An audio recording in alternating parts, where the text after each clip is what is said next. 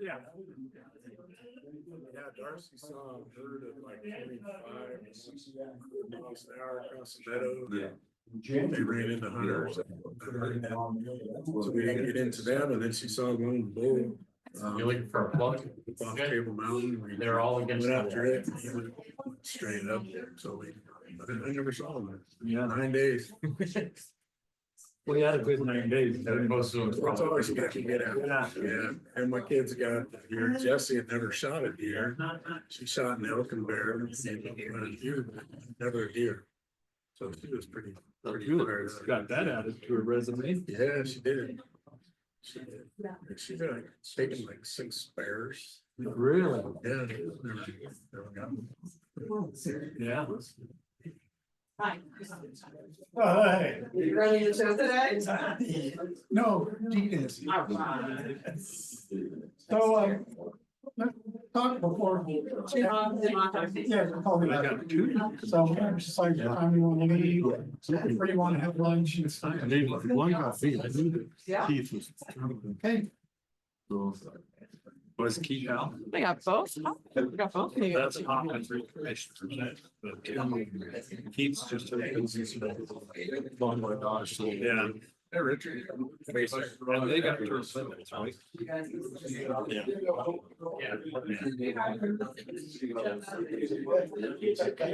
Hey, ladies.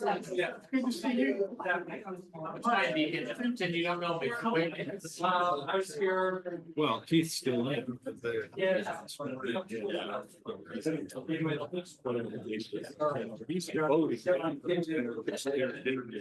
do is they both came down. Both down. And it's like. You guys are so. Not me. Yeah. Let me go get in my desk. Upstairs. It's I'm going to the earlier seeing, I'm seeing, I think he's there or not. Yeah.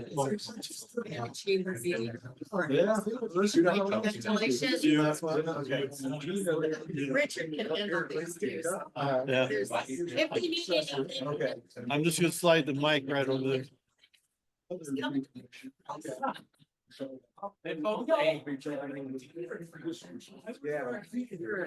Together, but I thought you might have a shirt like this. Yeah. Oh, okay. If we don't quite invite him. Yeah. It should. James. Doing okay? Yeah. Thank you.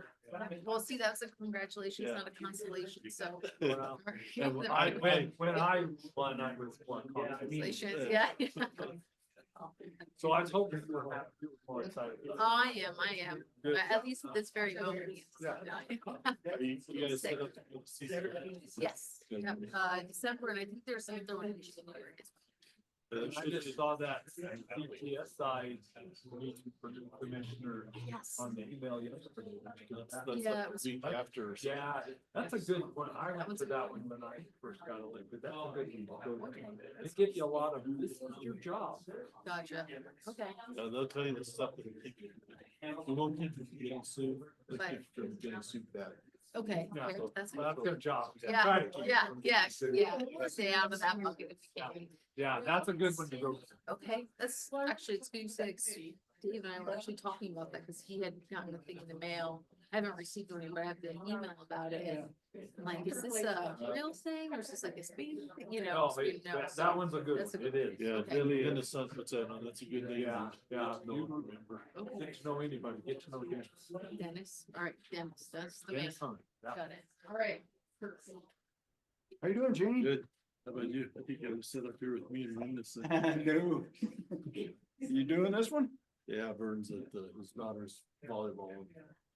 I see he's doing my Zoom. So. Okay.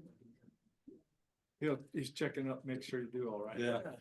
There's a little extra nervousness. So you're just about done, huh, Keith? This is it. This is my finny flight, as we used to say. It's the one where they have the nozzle spraying on the airplane as you taxi in. Maybe I can go to, maybe we'll have time to go to Oscars or wherever that is. Okay. BB's got some folks here.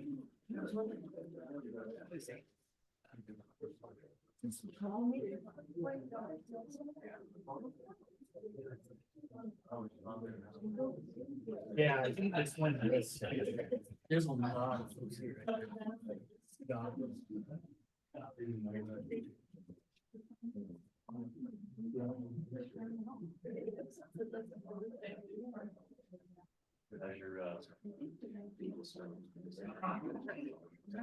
Oh, it went much better last night, our work session. Yeah, it went much better. Apparently, the one they had in October. Kind of getting into a meeting. Yeah, these are open.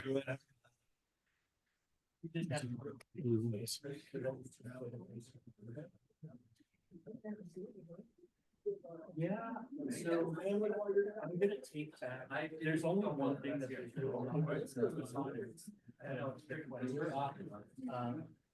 So I think I'll try not to take it. Yeah, so.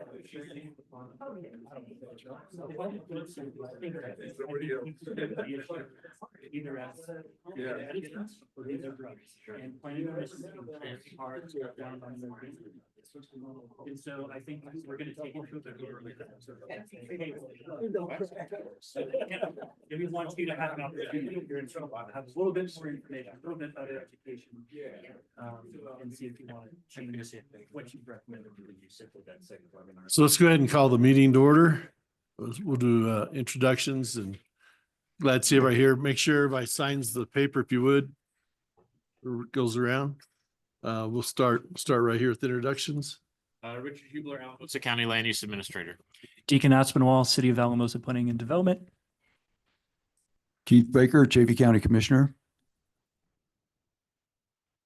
Dave Armstrong, JP County Commissioner-elect. Gina Lucrezi, oh, sorry, it's loud. Chaffey County Commissioner-elect. Arthur Miller, CDOT Resident Engineer here in Alamosa.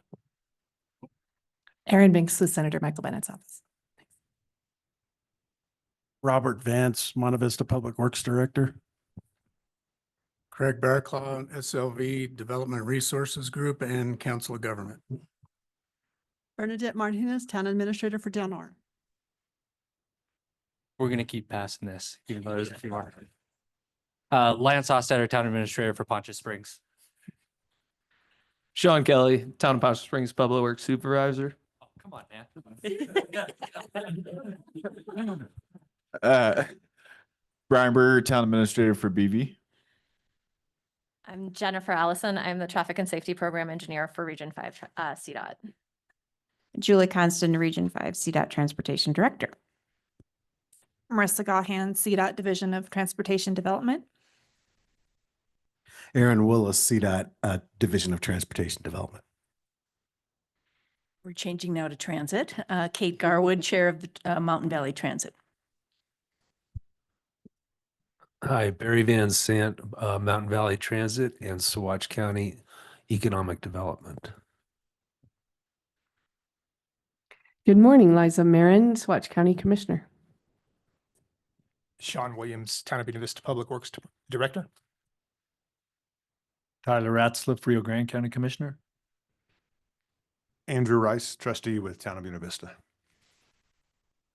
Gene Glover, Rio Grande County Commissioner, Vice Chairman, roped into today's meeting. Thanks. And anybody on Zoom? Iris Garcia, Town of Saguache Administrator. I'm here too, Gene, listening in. Appreciate you covering for me. You bet. Are they played yet? No, we play at 3 this afternoon. We're listening to Sanford right now on the road up. So. Okay. Still got to introduce yourself, Vern. Oh, I'm sorry, Vern Hersink, San Luis Valley TPR Chair. Hey, Randy Sneed with DOLA. Thank you. Tony and Katie with CDOT Region 5. Everybody, Tim Funk with CDOT Region 5. Kevin Curry, CDOT Region 5 Program Engineer. Jan Rowe with CDOT's Division of Transit and Rail. Krista Curtis, also with CDOT's Division of Transit and Rail.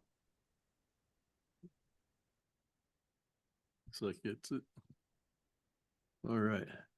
So has everybody had a chance to look over the minutes from August 22nd? Any questions, corrections, additions?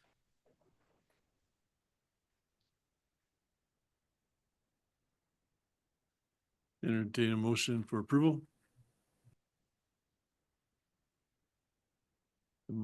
Motion to have a second. A motion and a second, all in favor? Aye. Aye, thank you. Public comments. Do we have anybody from the public?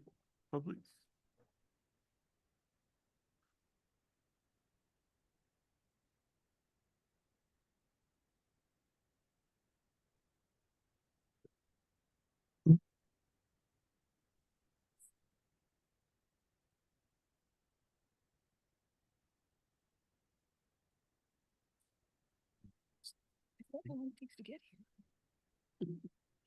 Yeah. I made the drive in a while. You guys on there for, you gonna have public comments and just, you have public comments for them. Oh, this numbers? Yeah. No, that's the same. Okay, all right. Do we have any public comments on there, Hugh, on? No hands up. Close public comment period. Have reports. SLV Transit.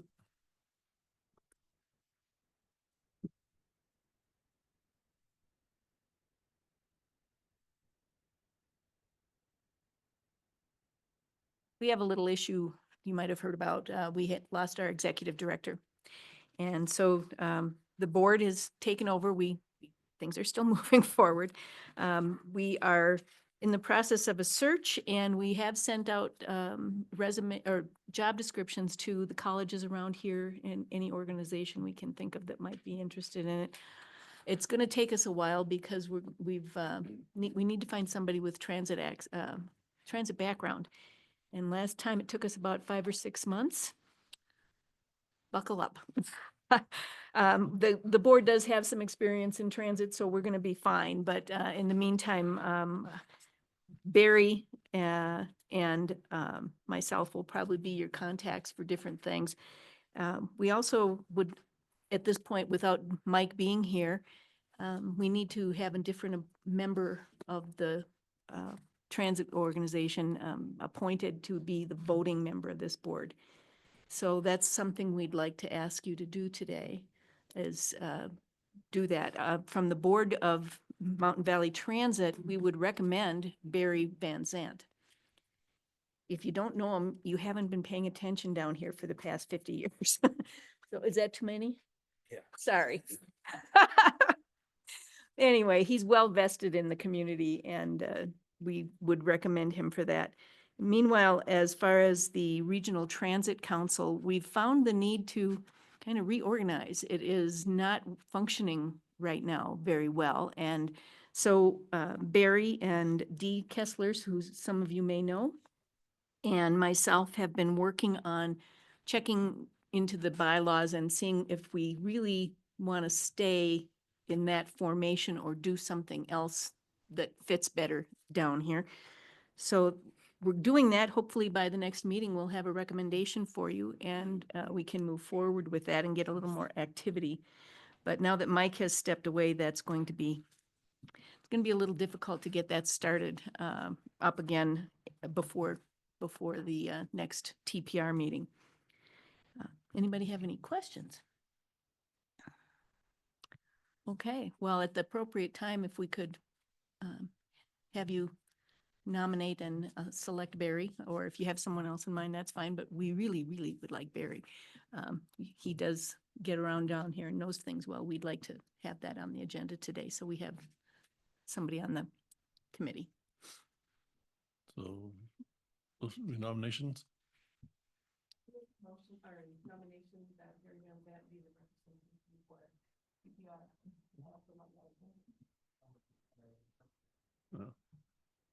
I wasn't gonna do it and I would have very much done it, so. All in favor? Condolences. Thank you very much. All right. CDOT, we got Marissa. Is that her program? Okay. Oh, yeah. Thank you. Thank you. So yeah, this is gonna be I'll kick us off, but Erin, my colleague Erin Willis and I will be sort of co-delivering this, of course, with heavy support from Region 5. But it's good to be back here and talk, continue our planning conversations from a few months ago. And I think you all should have copies. There are copies on the table. Erin and I bought some extra copies. But yeah, make sure you have a copy of the presentation if you need it. So if you want to go to the next slide. So today is really continuing the discussion from your last meeting. So we'll provide a quick refresher, just recapping some of the things that we talked about at the last meeting. We sent out a survey after your last meeting, and I think, how many people do we know? 6 or 7. Six people took it. But yeah, if you didn't take the survey, you can also add your input today, but we took the feedback from that survey and we're bringing forward to you an updated vision, goals, and focus areas for your TPR, and this will help us write your plan on your behalf and articulate the things that are important to you as a TPR. And then we'll start talking more about projects, look at the projects that we've advanced since your last plan, and then hear from you how you want to go about adding new priority projects to your list, and if you want to add or modify any of the projects that you have in your long list, your database of projects that you have in your appendix of your plan. And then so really that is the bulk of the planning conversation today. And yeah, let's go forward. I think I spoke to this already on the last slide, but really the decisions that we made today to direct us to look at and identify new priority projects for your area, we're going to be doing that between this meeting and your next meeting. And so at your next meeting, we'll come back to you with and get your final, maybe a concurrence or approval of your new priority projects. Erin, do you want to take it from here and then I'll do the next sort of. Yeah, sounds great. Okay. Yeah, so just again, as a refresher, and you all can hear me good, right? Okay, so just as a refresher, your regional transportation plan and your regional transit plan, they're really foundational in terms of the overall plan development process. So it starts at the regions, it starts with conversations with you all in a very grassroots kind of approach. We are building on the work that we did for the 2045 plan. And we'll take that information along with all of your other counterparts throughout the state. And then we'll then take that back and then create the statewide transportation plan and the statewide transit plan. And then those two pieces, those are really also sort of foundational for us then to develop our 10-year plan or our 10-year strategic pipeline of projects. And so that 10-year pipeline of projects really serves as our executive director has called it the North Star in terms of priorities, in terms of what we like to deliver, what we seek to deliver over the next 10 years to the citizens and to the traveling public of Colorado. And then from there, we grab the a set of those projects and put those into our statewide transportation improvement program. Those are projects that have the dedicated funding, and then those things go out to bid to see what we get built next. And throughout this entire process, it is a data informed process. We integrate data throughout, because that's sort of foundational to how we make decisions. And in addition to that is a lot of community outreach and a community involvement. So that's sort of the entire process in a nutshell. And we are, we're not quite at the halfway point, but we're definitely really close. So yeah. Next slide. Thanks. So as we talk about what gets into the 10-year plan, we really have to focus in on the Transportation Commission adopted Policy Directive 14. And so these are the guiding principles for plan development and how we implement projects. So projects that go into the 10-year plan, they're going to be consistent with advancing transportation safety, fixing our roads, and sustainably increasing transportation choice. And so those are the three key themes that you'll find in the adopted version of Policy Directive 14. And so that's how we're going to determine how we get to a list of 10-year plan projects. So when I say that, it's important for us to touch briefly on funding, where your regional plan really is visionary, and it's data driven, and it's needs based. The discussion about funding really falls significantly when we talk about the part that's the 10-year plan. So the CDOT, that column on the left, the CDOT funding priorities, those are what we're going to fund with what we call strategic funding. So that's a mix of state funding, that's a mix of federal dollars. And so those will be in line with the Policy Directive 14 and regional needs. And that's what we'll use to then identify our 10-year plan project. So that's a big chunk of our funding. It certainly isn't all of our funding. There are other funding opportunities that then can be used to address some of the TPR vision and goals and some of the TPR priorities. And when you think about RPP funding, you think about MMOF or TAP funding, for example. Those funds can be used to address some other funding things that fall in the TPR area. So let's go to the next slide. So I will pass it off to Gabby Gamley, who is on, I think she's online. Hey, Aaron. Hey, Gabby. Redid a number of state strategic highway safety plan listening sessions throughout the state. And she can recap what we did there. But really it just speaks to that plan integration piece. We can't talk about what the needs are without having as full a picture as possible. And that includes transit, that includes safety, that includes freight, that includes all these other elements too. So with that, I will let Gabby cover that transit slide that talks about the recent transit discussions. Thanks, Aaron. Yeah, is the slide deck up? I just can't see it on my end. So just want to make sure that there's a visual for this.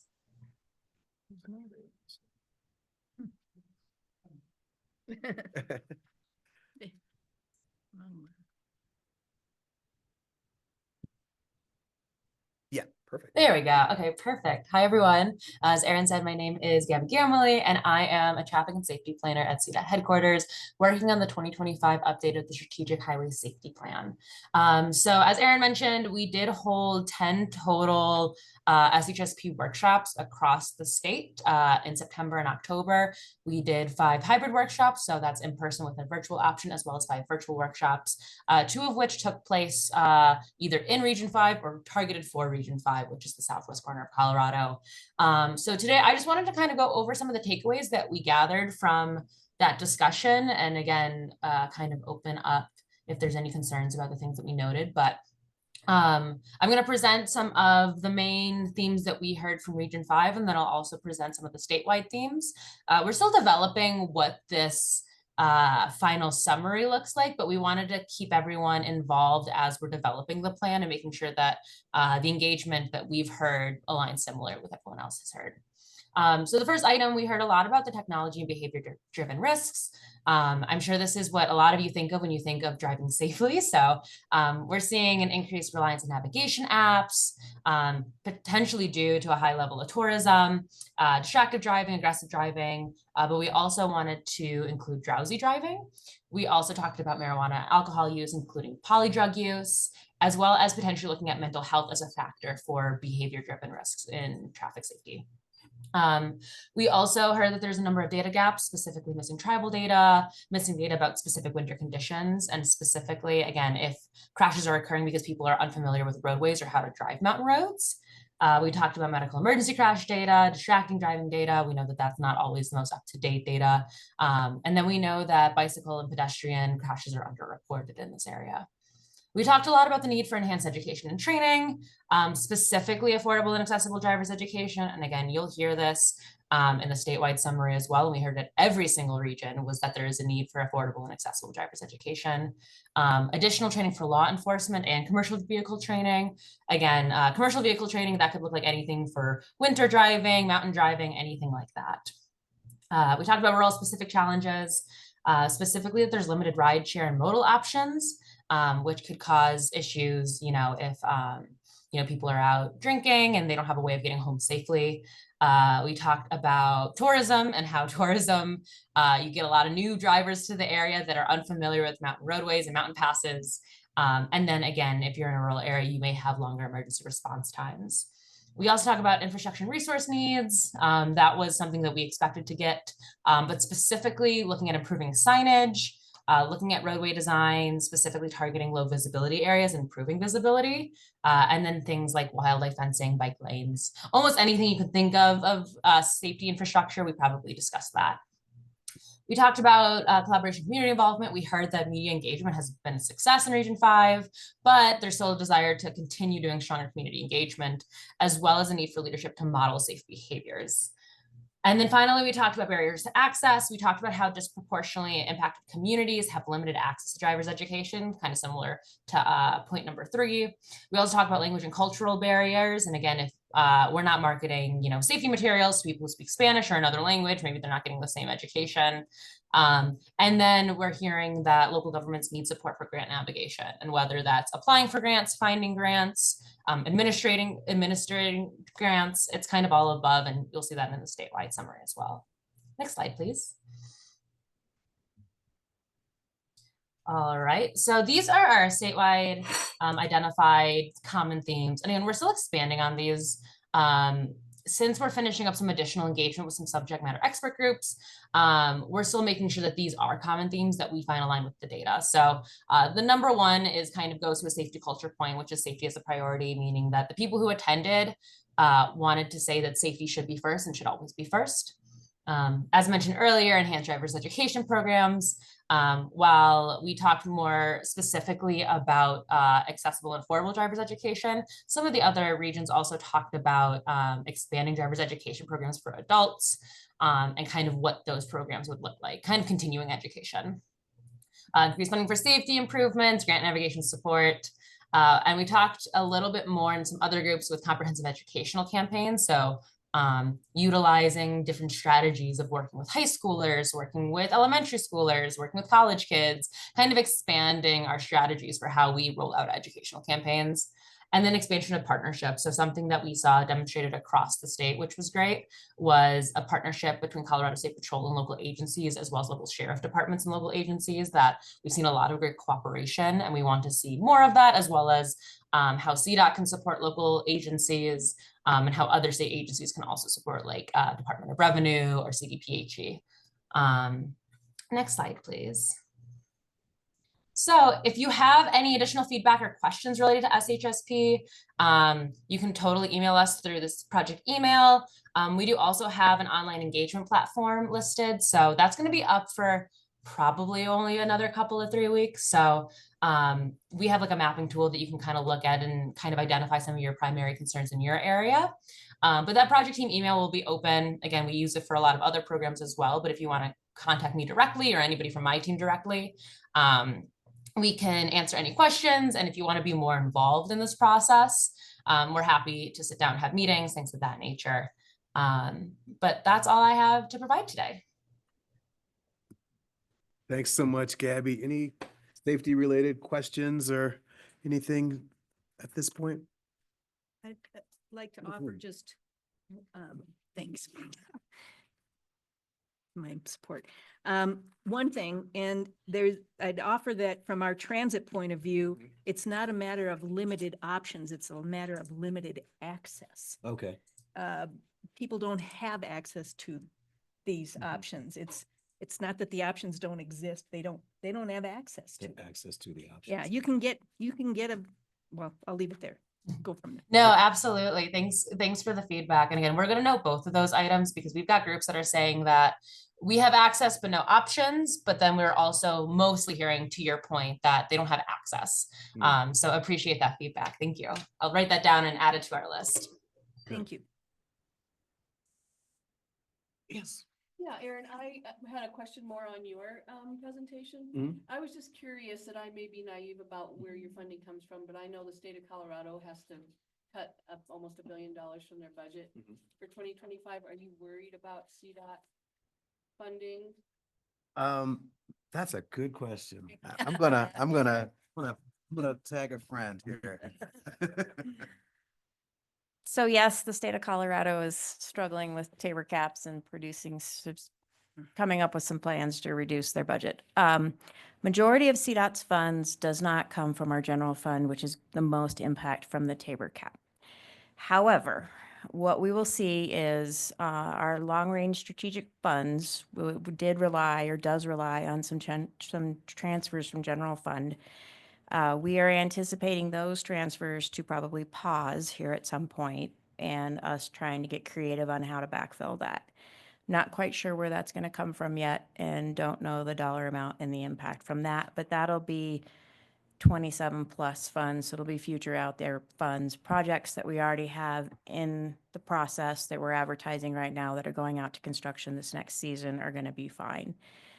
So we'll know more as this next legislative session moves forward on how much of a hit we're going to see from that. The other thing we'll probably see this legislative season too is our faster safety revenues are subject to Tabor cap because they weren't put in place as a fee under an enterprise. They were just put in place as a fee. So there may be some legislation that comes forth this year to reduce, like that reduction that we saw recently. There was a part-time reduction that may be a more permanent reduction to try and fight that Tabor cap. Obviously, safety should be our priority because that's what the faster safety funds go to. So more will come as we go down the road on what that looks like, what that cut might look like and how it impacts us. And again, our executive administration is trying to get creative to figure out how we backfill our budget and keep us as whole as possible. But CDOT itself will not see some of the more major impacts that several other agencies are going to be seeing that come directly out of the general fund where all of their revenue and their budget is fully under the Tabor cap. Does that help? Yep. And we'll continue to give updates at the TPR meetings as we get more definitive information. I just had again, I'm Erin with Senator Bennett's office. I never know where this should come up, but I was asking Arthur at the beginning, where does passing lanes fit in the safety conversation? As a strategy? Yeah, as a conversation for I think each community in each county could tell you where they would see a need for those. But when I think about what translates for safety for those of us that drive these roads, people came down from Poncha today and from JP County. I think a lot of this feels the way the themes are captured, I think intellectually makes sense. But when it comes to real tangible safety pieces for folks coming to planning conversations, that's always a question that would come up is when's the next chance for, and passing lanes is a very tangible thing. So where should that feedback go? So we can definitely handle that as we're talking projects, as we move forward project brainstorming. But Gabby, I don't know if you want to address further on how the high level strategic safety Where should plan it go? plays in. Yeah. Exactly. Absolutely. Yeah. So that's a great question. And so we want to be specific that this is a strategic highway safety plan. And so we are not project specific. So when we talk about strategies and strategy development for the SHSP, we are looking at being almost too broad in terms of prescribing improvements for safety.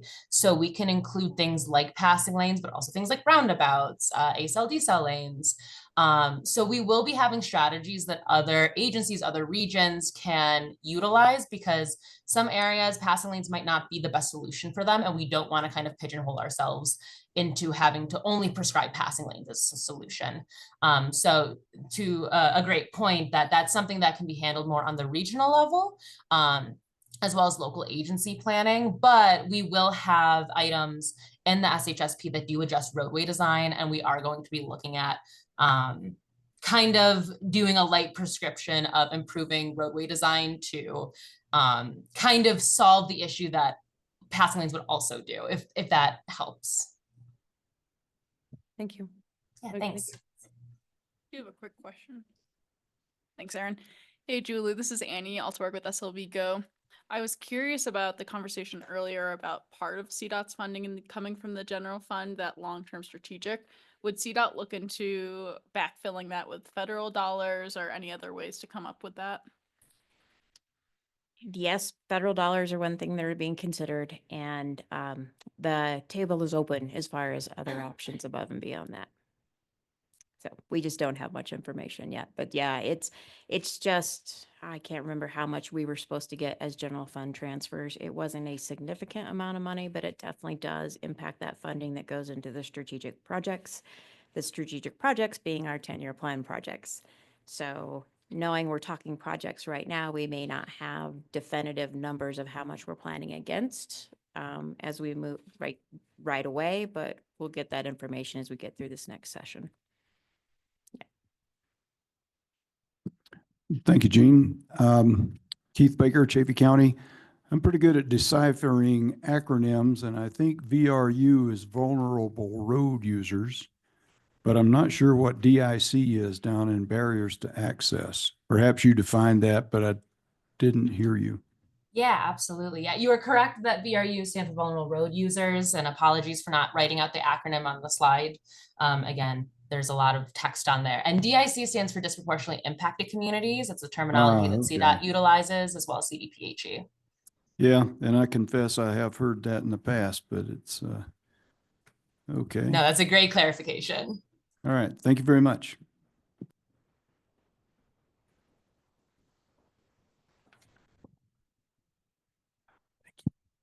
All right. So following up from our conversation just a few months ago, you all wanted to take a look at, I believe, 2 additional data elements. We went through data that was restructured that last data conversation around safety, asset management, sort of that fixing things element, and then transit. So you all had 2 additional data requests that we're now bringing back. One was tourism data, and so we looked at the change in the access to 2 of your major tourism destinations in the region, and just wanted to bring that back to you. So that's traffic, the change in traffic to the Sand Dunes and Wolf Creek. And so wanted to, first of all, be responsive to what you wanted us to consider and to look at again. And then the next data item that we had was on the next slide, which was a focus in on crashes, all crashes for State Highway 14. Yeah, and 285. Yep. So just I think and if I remember the conversation specifically, it was as as we continue to talk projects, as we continue to talk priorities, it is sort of good to get a little bit more focus on some of these more important tourism related corridors. And then just again, from the safety perspective, just to zoom in on some of the areas of your TPR where there might be some higher crash rates. And so I'm also very happy to present this additional tool. So if you go back to what we talked about before in terms of all the data that we shared, if you're looking at this again, the data for tourism increase and safety crash locations, you're able to look at all of those at a TPR level and even get down to local municipality and county level with this 2050 long-range transportation data visualizer. And we have a link below, and then I think the link is probably active in the email attachment too. So you could click on that, and you can actually look at the data that you're really interested in yourself. Mm-hmm. Yeah, and I don't know how many of you were around, 4 years ago when we were doing this. You remember we had hundreds of maps, it seemed like.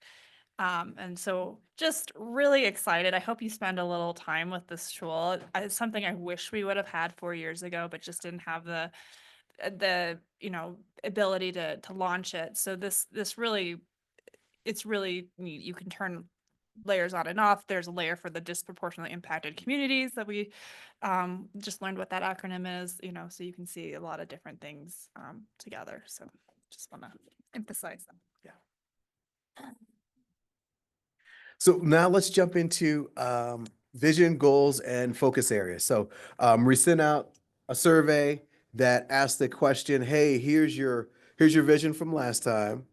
What's changed in the TPR and how might we modify that vision? And so this is the existing vision. I thought a really good vision. I think it hits on a lot of important points.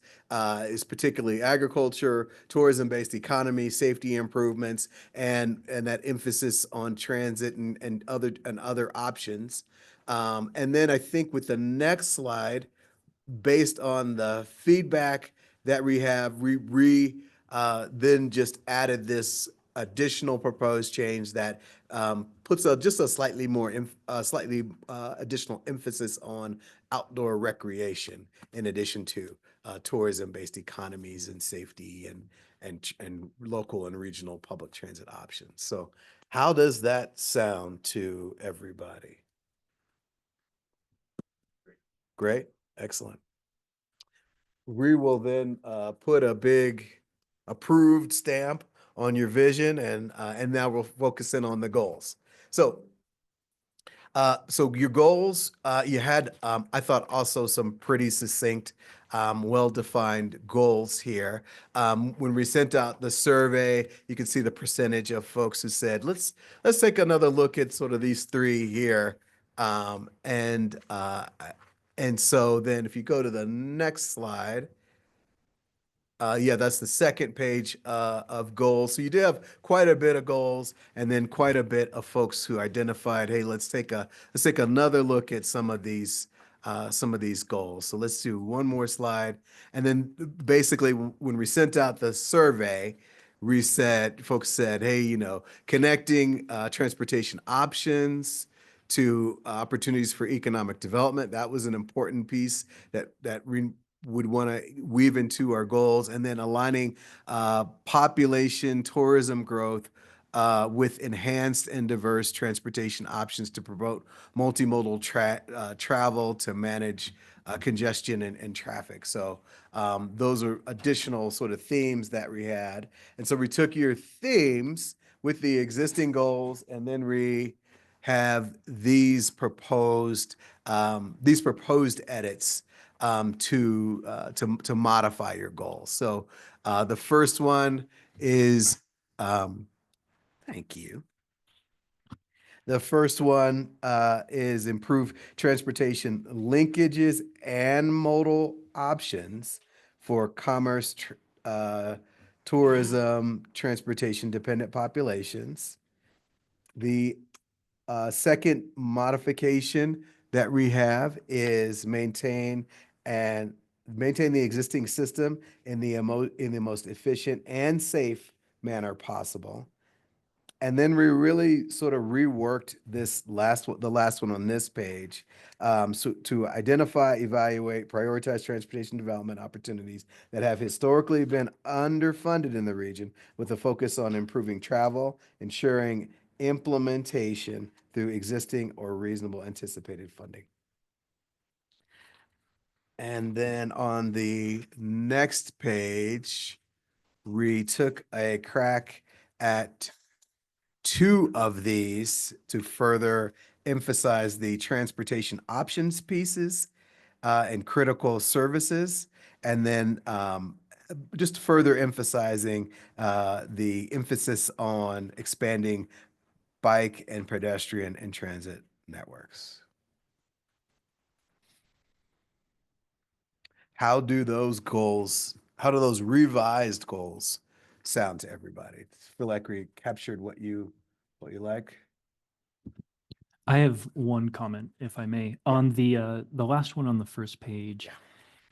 The way it strikes me is that it's saying that we're going to try to do more with transportation development, acknowledging the fact that there's still going to be underfunded. I think it's a little bit of a contradiction to say that it's been historically underfunded, but we're going to do this through existing or reasonably expected funding. And I know that's just kind of a reality, but it does kind of have some inconsistency in terms. Yeah. Might I suggest scratching the historically underfunded part and just emphasizing that as a TPR, you're going to focus in on improving travel and ensuring implementation through existing or reasonably anticipated funding.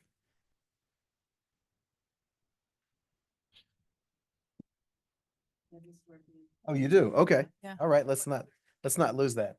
But what are we talking, like, what are the opportunities that are historically underfunded? What are those? Kate Garwood with Mountain Valley Transit. I'd offer that transit is underfunded, substantially underfunded. And it's not so much that there aren't opportunities or there aren't options. It's that there's nobody heading the program. And while we have just picked it up, I can tell you it's it's a big deal. We're looking at trying to expand services down here, but that's not easily done from 75 miles away.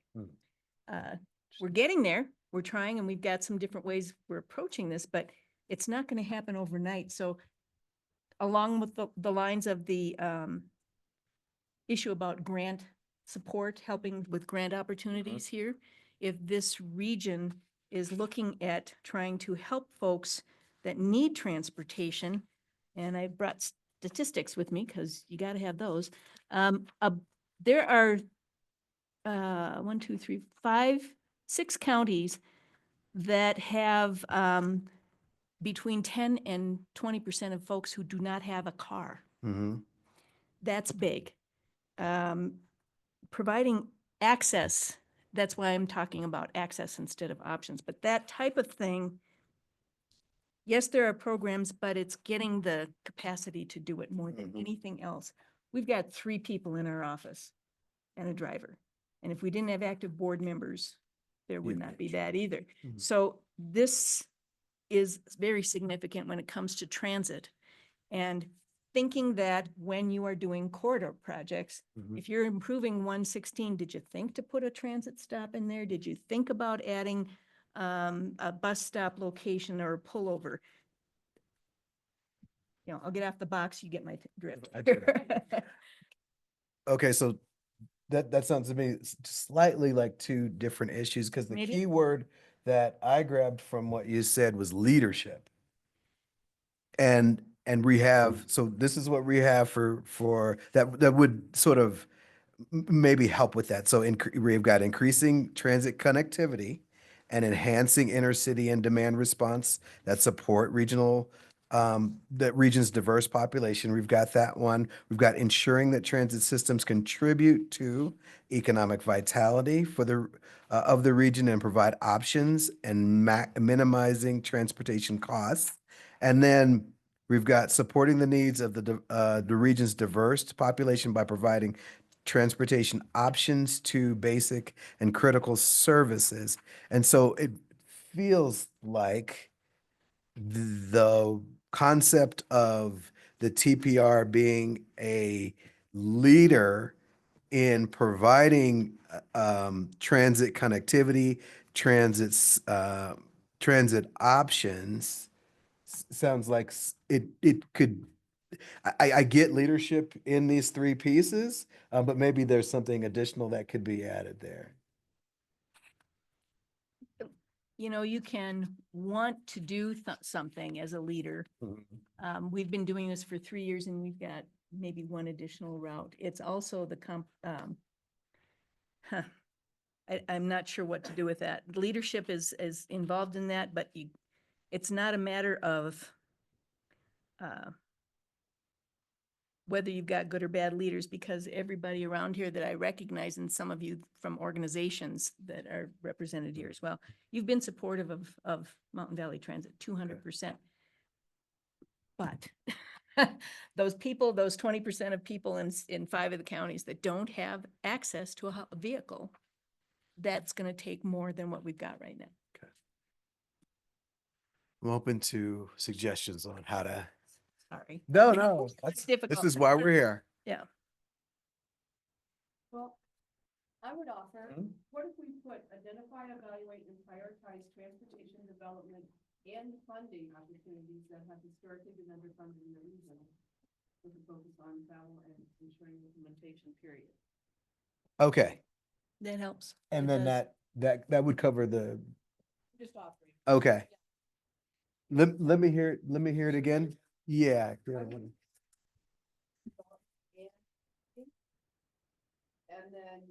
putting a period after and ensuring implementation, period. Okay.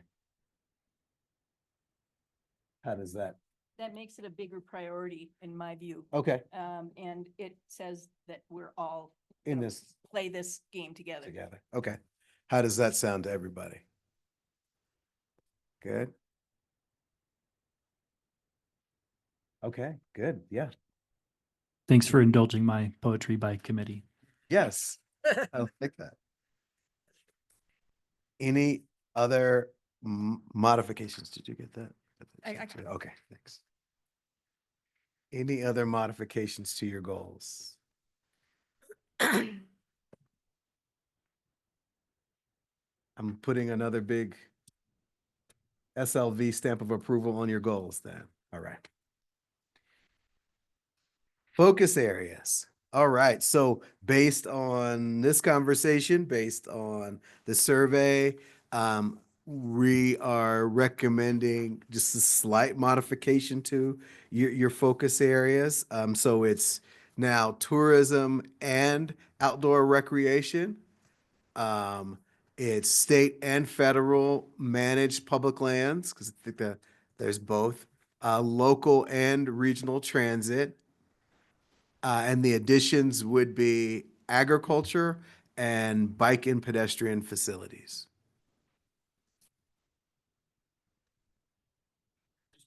Quick question. So local and regional, I'm pretty loud, sorry. Yeah. No worries. Good stuff. But local and regional transit, does that include Outrider and some of those? Does that cover the regional fully? Or are we talking this region? Yeah, you could, yeah, that's a good point. You could say intra-regional. Yeah, because I think that's really the big thing for us. Okay. Or one of the big things. Yeah, yeah. It's basically getting from the San region To Front Range, okay. In addition to making sure that there's great mobility within the region. Yep. Okay. Yeah, no, that's. Can I jump in with a question? Sorry, I'm new. So Jean Lucrezi, Commissioner-elect, Chaffey County. just a question of where maybe telecommunication, right away open ditch falls into any of this. Maybe this isn't the right place to ask. I'm not sure. No, it's who, but- great, great conversation because it is, you know, if you look at CDOT's mission, there is the last little bit that talks about information that we don't always get to dwell on, but we do have a great ITS department and team. And recently, I think the department is reopening up what's called our one dig policy. And so when we're doing construction, especially along the roadway, if there's some kind of open, there's the opportunity for others to lay cable and do that. I don't see it here in a focus area. Let's go back to the goals here. Sorry to open a can of worms if I just. Well, There are good cans and bad cans. That's a good can. yeah. You could argue that the support the needs of the region's diverse population by providing transportation options to basic and critical services to employment and education. Maybe not so much. Maybe not transportation, but multimodal. Yeah, multimodal. Telecommunications as a mode. But it's a utilities Yeah. conversation. And I think the transmission line would be another question too, is there's kind of a utility right of way that is part of Yeah. CDOT's planning. So I think there's a couple different routes for the transmission line study for the valley that may also overlap with some of this in the next 5 years. There is definitely something that we could add. We could craft something for you that talks about the importance of telecommunications for the TPR, and we could just add that, and we could craft that and just bring call it it- back to your Yep, Julie and I. all utilities. Yeah, Yeah. yeah, we could do that. Because there'd be another planning effort overlapping this one Mm, tied to the transmission line planning. okay. Yeah, we can just craft something and then bring it back next time we meet, if that works. That was also, I think we might have a similar conversation came up for your neighbors just to the north, the Central Front Range area, Park, Teller County, rural El Paso County. They had this a similar desire for something that sort of touched on telecommunication and one dig. And so, yeah, we can craft something. Thank you. Yeah, Barry Van Sant, Mountain Valley Transit. Getting back to the regional transit, I assume that meant interregional. When I see it. When you saw you saw that there, you assumed in a region. Because I agree that about 7 years ago, we started expanding or bringing essential services transit to the valley. We had one route from Swatch to Alamosa and one route to Salida to bring people they go shopping and get essential needs and medical. And today we have 5, which is good progress. I mean that now we have 5 routes around the valley taking people from small communities that don't have services to speak of they come and they arrive in Alamosa or Salida for 4 hours and get shuttled around to meet their needs. But one of the things that really prompted us into action 7 years ago was the creation of Bustang's Outrider service. And I know Rob Vance and Gene Glover and I were part of the initial group that could not understand why we didn't have interregional Bustang Outrider service coming over Wolf Creek up the Gun Barrel to Denver, which is anybody who lives on the Northern Front Range. That Gun Barrel route is a really important route. So if this includes the continued promotion of interregional travel, I hope that I would think that that would fit into the focus. I think adding interregional to that, I think that just sort of puts a further emphasis on it. Okay. I think that clarity is never a bad thing, right? I think. No. Yeah. Appreciate it. Yeah. Thanks. Yep, and we can do that. I guess one last question, because we try to make these plans pretty short and succinct and tell your story in a way that can quickly grab people's attention. Since we have added to your list, which I think is great, these are all great focus areas, but we are asking TPRs if they could give us maybe their top focus areas, maybe the top 3, just we have, that way we could, when we actually write your plan, we only have so much space, but we could use more words, perhaps more space to talk about your top 3 focus areas. We'll cover each of these in some capacity, but want your thoughts on if you have a top 3 or what your top focus areas are.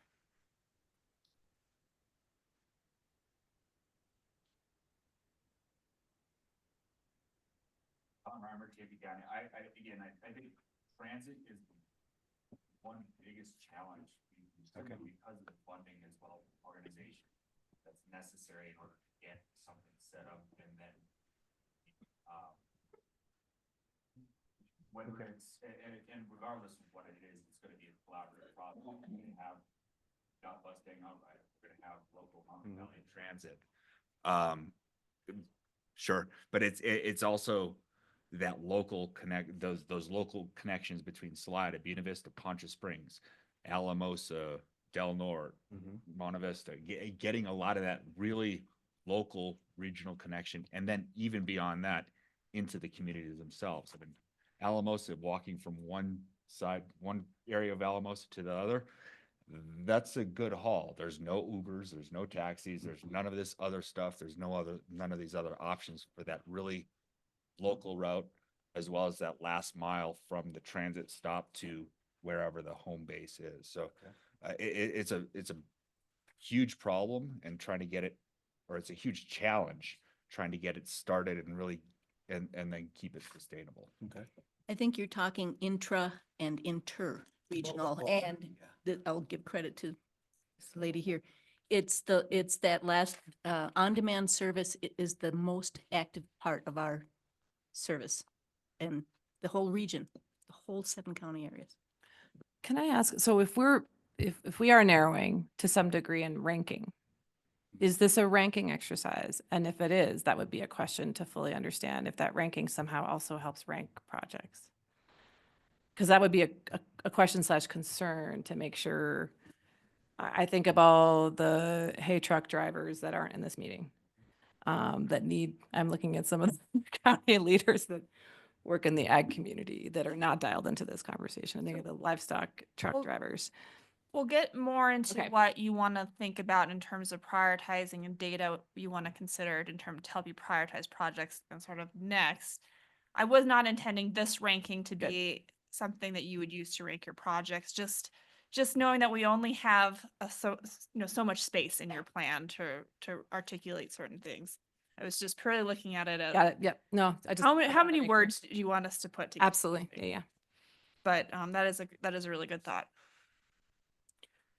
Can I maybe summarize a little bit that if we were to just generally rank local and regional transit, followed by tourism and outdoor recreation, followed by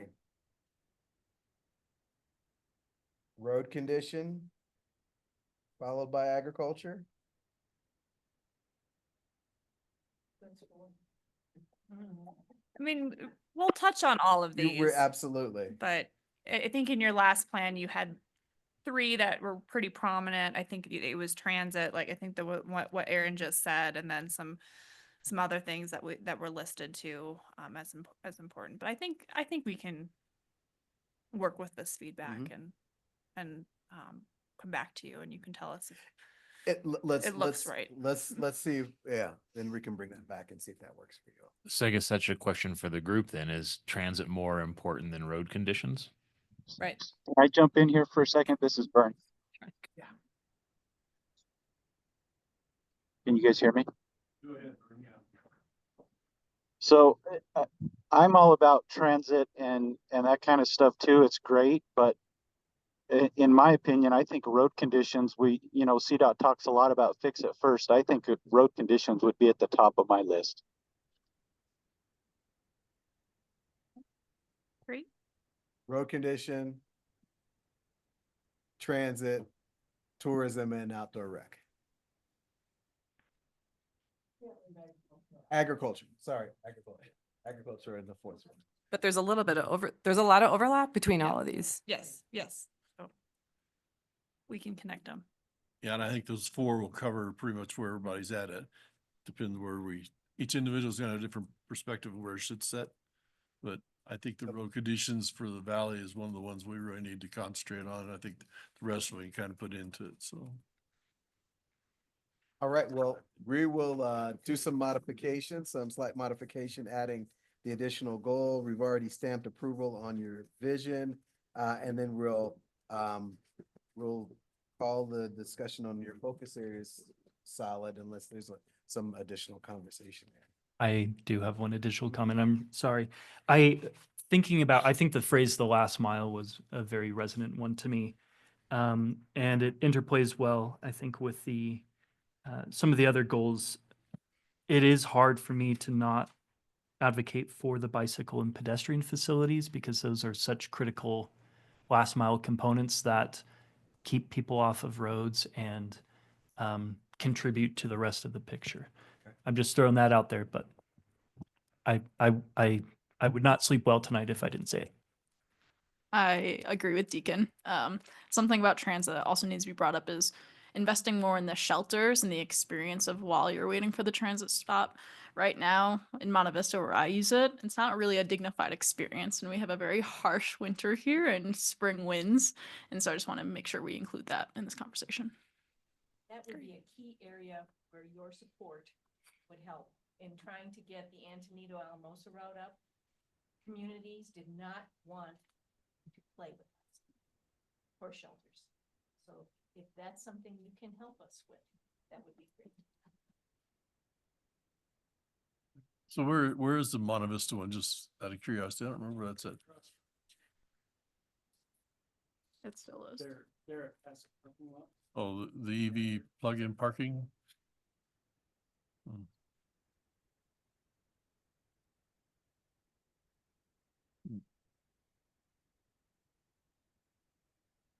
'Cause I know originally we tried to set them up where they were in one of the convenience stores or something where you could get in, have a place to sit down while you was waiting and have a cup of coffee or something. So, okay. And this might be getting a little ahead, but as we shift to talking more about your projects and your project priorities, and I think there's a date being proposed. Is it January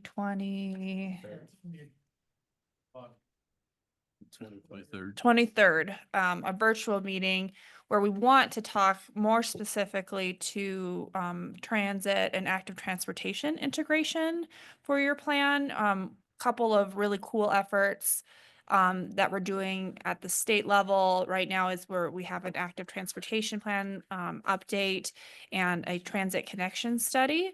And both of those efforts will go into informing the statewide plan and the regional plans.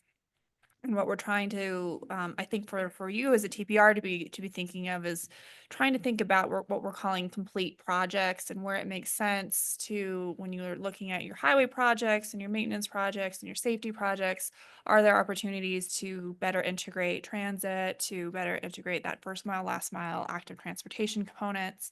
So that will be a focus session on that so that, and I think if we're able to do that earlier when we're scoping projects, it allows us to better align the limited funding, because we do have funding that's very specific to transit and active transportation. So that helps us better align that funding. And then it also helps us, just to get those projects more competitive for things. You saw the PD14 goals. We also have the greenhouse gas planning standard that we have to adhere to in Colorado. So anytime that we're able to sort of bundle those elements, it makes projects more competitive for both funding and being prioritized in things like the 10-year plan and other sources of discretionary funding. So definitely we'll send out some information on that after we finalize that date, but I think that's going to be a great way to think about that, a little more detail for your area. Let's go to the next slide. So projects. Just real quick, I'll run through this quickly. I'm going to go to the next slide. So just to, again, give you a refresher of all the project lists that are sort of floating out there.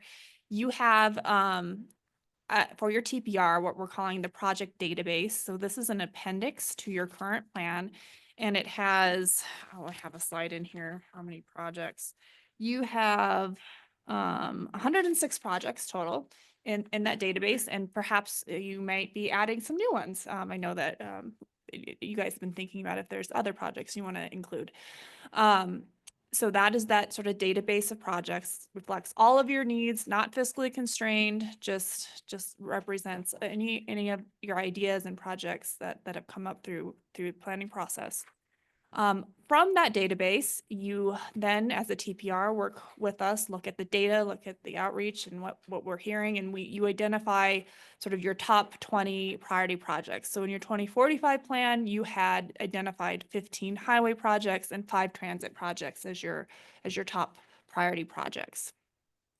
And then CDOT has our 10-year plan, strategic pipeline of projects. And so this looks at the priorities across all of our state's planning regions, and then tries to come up with a plan for investment using those PD14 goals over a 10-year time frame.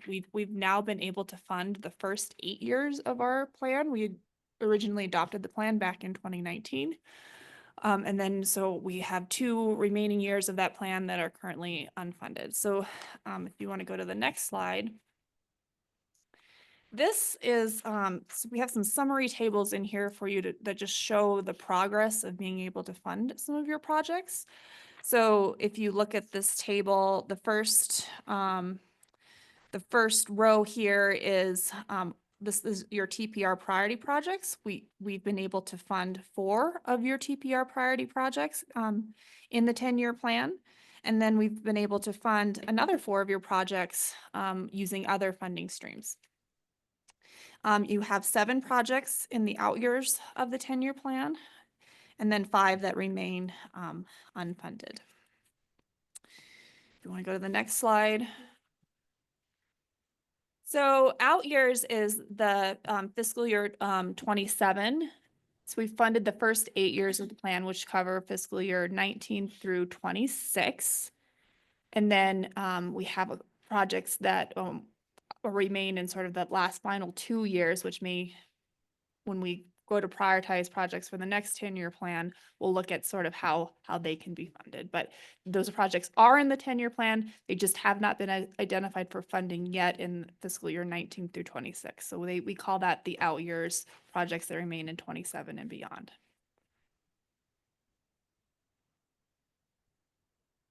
Where are we? So this next slide is looking at your database projects. We've also been able to advance some of the projects from your database. We just try to align funding wherever we can, work with you on priorities. So there have been, I think, a few like rural paving and other projects that we've advanced from your database. And if you want to go to the next slide, this shows sort of the project types that we've advanced. You have several highway projects that have been funded, a couple transit projects, and then a few projects with bike ped components that have been funded from your priority list. And then the region Y says rural paving is 0, is because the rural paving isn't on the TPR priority list. It's on your 10-year plan list. Just to clarify. Because the next one is where we talk about rural paving.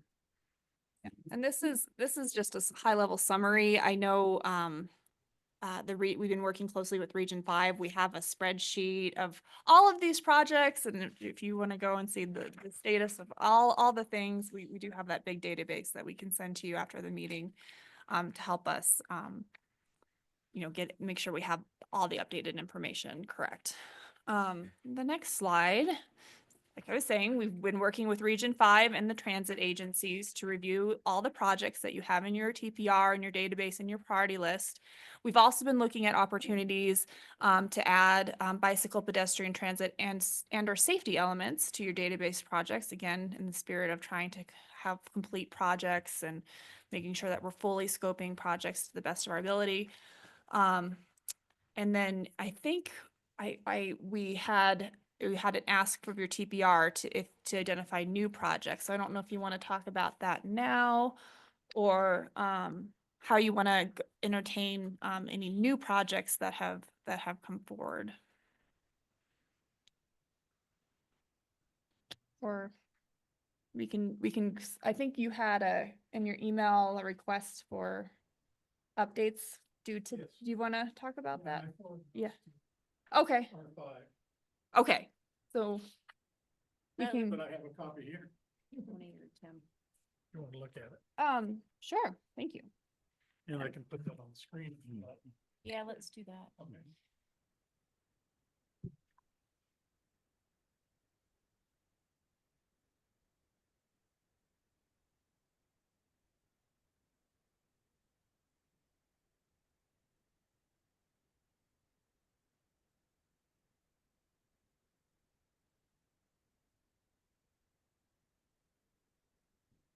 And Marissa, this is Tony online. I don't know if it'd be helpful to go over the actual prioritized list and show them which projects have been completed and which ones have been identified for funding in the 10-year plan. Yes, if you have that to share on the screen. I do. Yeah. Okay. Oh, I guess, yeah. I mean, it's slide 29. Sorry. Did you want to do that? Or I could share my screen really quick, which is Yeah, I forgot. We do have it in slide 29 too. The next one. okay. Well, this is the slide that the region worked with the TPR chairs at the last round of statewide plan updates to prioritize the TPR database projects. And it was somewhat fiscally constrained. We knew we weren't going to be able to complete all of those projects, but we wanted to have, a good chunk of projects, both highway and transit projects, that could get immediately slotted in for funding, whether it was base program funds or new Senate bill funding that was coming online at the time that we developed this list, and figuring out how to fund those with a combination of those two sources. And as your slides pointed out, we have completed a number of projects, either with Senate bill funding or just base program funds. And those are in red. In this green is for San Luis Valley. I've got all three of our TPRs on this single database, but green is San Luis Valley. And the projects that are completed are the 50, 285 intersection improvements, 160 and 17 intersection improvements.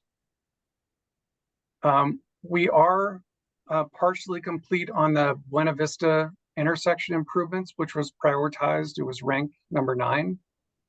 That was Steele Avenue and then Baylor and DePaul. And we finished Baylor and DePaul, but we have not done any work on Steele. That's not quite ready to come online yet. So that's partially complete, which is the reason why it's in orange. We did do the shoulder widening on State Highway 17, which received a significant portion, the largest portion of the funding in the last round of projects in the San Luis Valley TPR.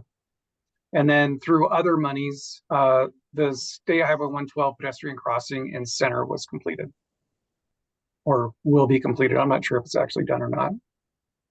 And then again, rural road paving, that was driven by the model that told us which rural roads in San Luis Valley needed work first. And so we prioritized those based off of that drivability life rating. And State Highway 149 was on that list. And it was the first project that was completed in that rural road paving program. And then 114 is another one that I don't seem to have highlighted. Hey, Tony? Yeah. Are you talking from this slide number 29, or are you talking from something else? Are you not seeing my screen? I am sharing a screen. No? Hold on just a second. We're gonna. Yes. Okay. Yeah, we see your screen now. Yes. Okay. Thank you. Sorry. You didn't see it before, so should I go over Yeah, this? we might have to go back a little bit. Yeah, so we've got 22 projects that were prioritized by San Luis Valley. And the ones that are completed are the 5285 intersection, 17 and 160 intersection. Hey, Tony, can you zoom in just a little bit so we can see it a little larger on our side? There you go. Partially completed the Buena Vista Signal project. We did the shoulders on State Highway 17. The crossing, pedestrian crossing at Center was completed with TAP funds or funded with TAP funds.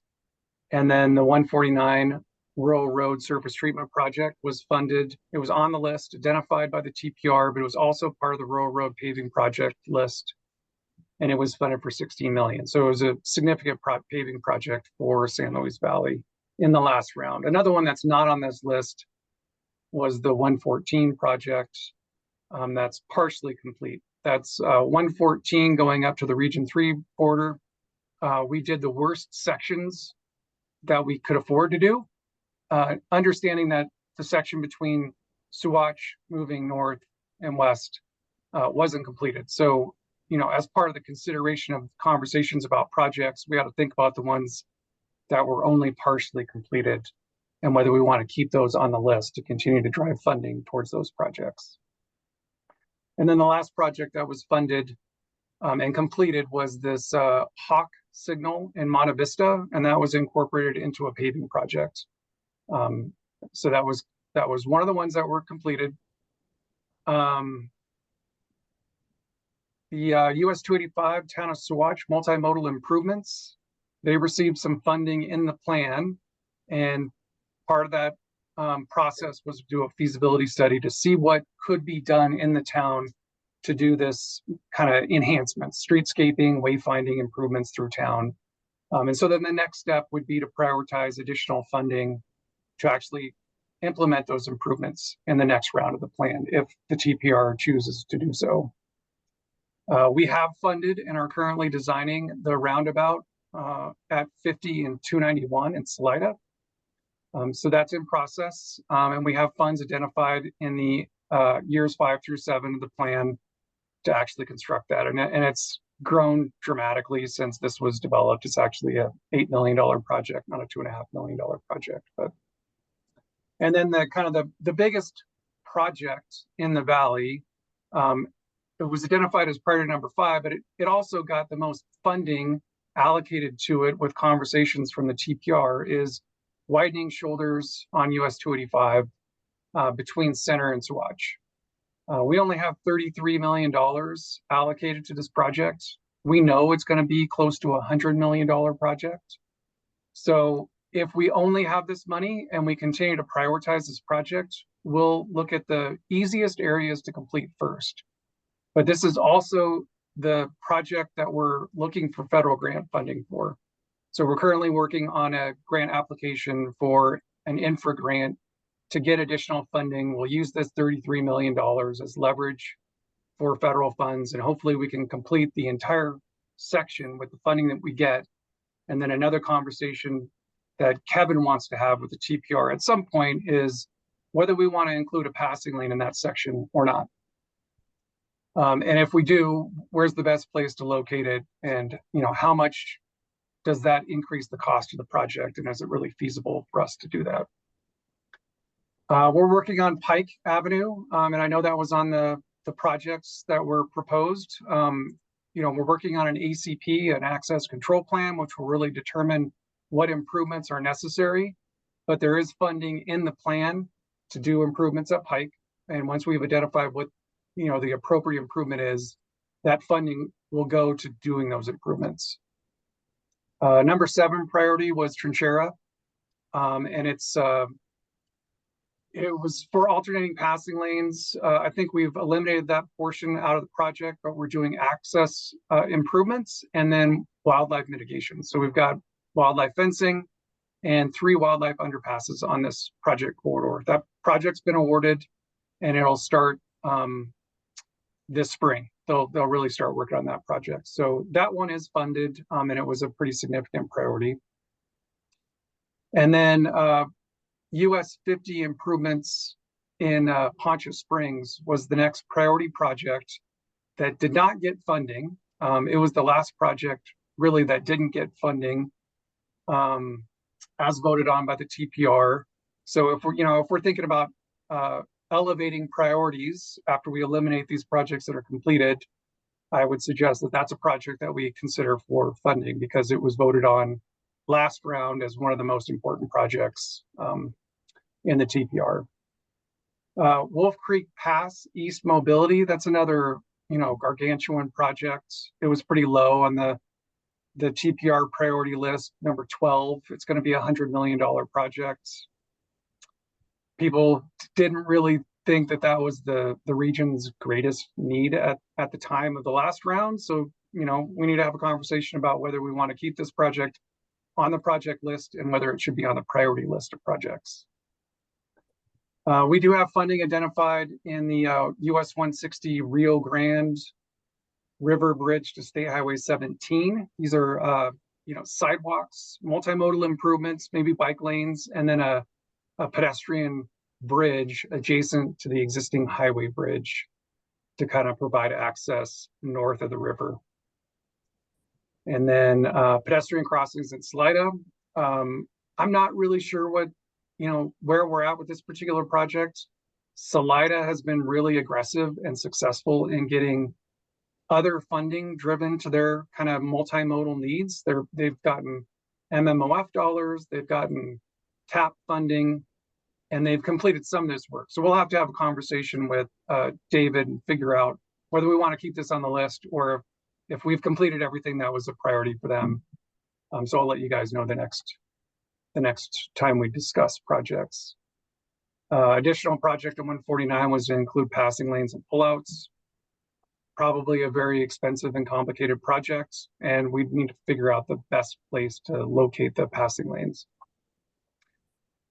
Trout Creek Pass Phase 2, which would be an extension of the project that was completed several years ago on Trout Creek, but it would enhance the shoulders to make it safer for pedestrians, cyclists, and provide an additional passing lane.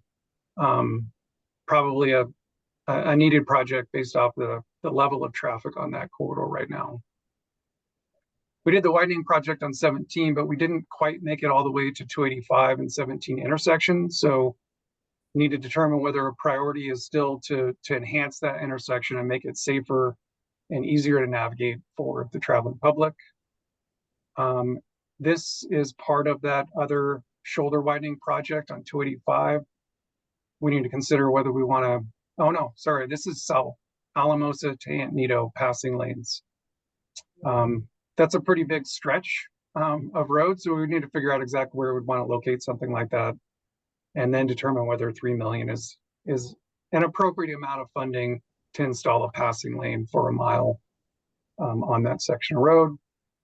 We did prioritize fiber, but we didn't allocate any funding to it. So if we want to continue to prioritize fiber, we would want to figure out what's an appropriate level of funding and where that falls in the priority list for the TPR. And then the last prioritized project on the San Luis Valley TPR list was improvements at US 160 and Sherman Avenue and Monte Vista. It had an estimate of about $750,000, but we didn't allocate any funding to it in the plan. So any questions on what we've done and what we're planning on doing over the next couple of years? So I would say, this is Richard with Alamosa County. I would say that's a ton of information. Thanks, Tony, for the update. And it looks to me like, and I may have lost count, but it looks like there's 6 or maybe 7 that would come off this list of 15 that we would need to replace either with something that's already in our database or new projects. Is that about right? Yeah, I'd say 6. This one's partially complete. I think TPR needs to make the decision, but do we want to leave this on the prioritized list because we haven't completed everything on that list? Steel Avenue is not quite ready for showtime, right? So we can't do those improvements until other things happen, but we have dedicated funding for that improvement. And do we want to leave that on the list? If we don't want to leave it on the list, we have 7 projects that will get removed. If we do leave it on, we'll have 6. And then how many that were on the out years that were now basically to those out years were you talking about moving forward? How many was that count? 1, partial 2, 3.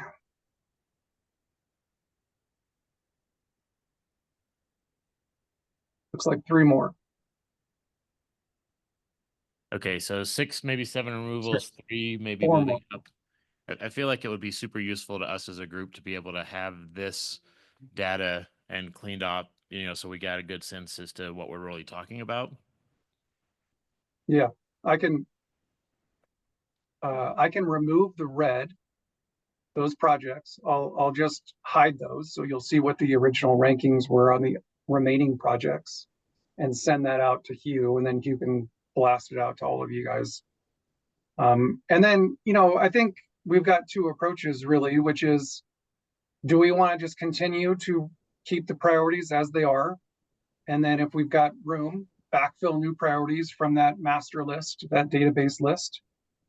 Or do we want to look at all of these projects and say, some of these aren't necessarily priorities anymore, and kind of do a wholesale improvement of this list with current data after we've updated that database list, right? We'll include all the projects that you guys are proposing for inclusion. And then from that master list, you guys could start pulling new priorities from, which would be a more complicated process. But if that's the way we want to do it, looking holistically throughout San Luis Valley, populating a list out of that master list of, like Marissa said, it's like 120 projects or something like that. We can spend the next couple meetings going through that process. And I think you started to answer my immediate question, Tony, on that would be really to you guys or Hugh, or what's the time frame on this? Because obviously that's going to determine how we move forward. I don't think this is something we can live edit today in any meaningful way. That's just No, I agree. Marissa, when did we want to drive down to prioritizing projects? Is that the next meeting? Yeah, so what we're proposing and what we're doing for other TPRs, and what we can get into sort of how you want to do that next. But I think what we can do is, like Tony said, send this spreadsheet out. It's like a lot to take in during a meeting, and it's great to actually have it in Excel, because then you can like sort it by corridor and county and whatever to really see what the projects are. And then we can add these new projects that were recommended to your database list too, so you can see all of the needs together. And then what we're hoping to do, and we'll talk about next, is get your some direction from you on what you want to do. Do you want to add 5, 6 new projects from your database to the list? And if the answer is yes, then then it's how do you want to go about that? And we can do a couple approaches. Some TPRs say, oh, we know what our priorities are. We know exactly, want to just keep what we have in there intact, and then that kind of makes it easier done.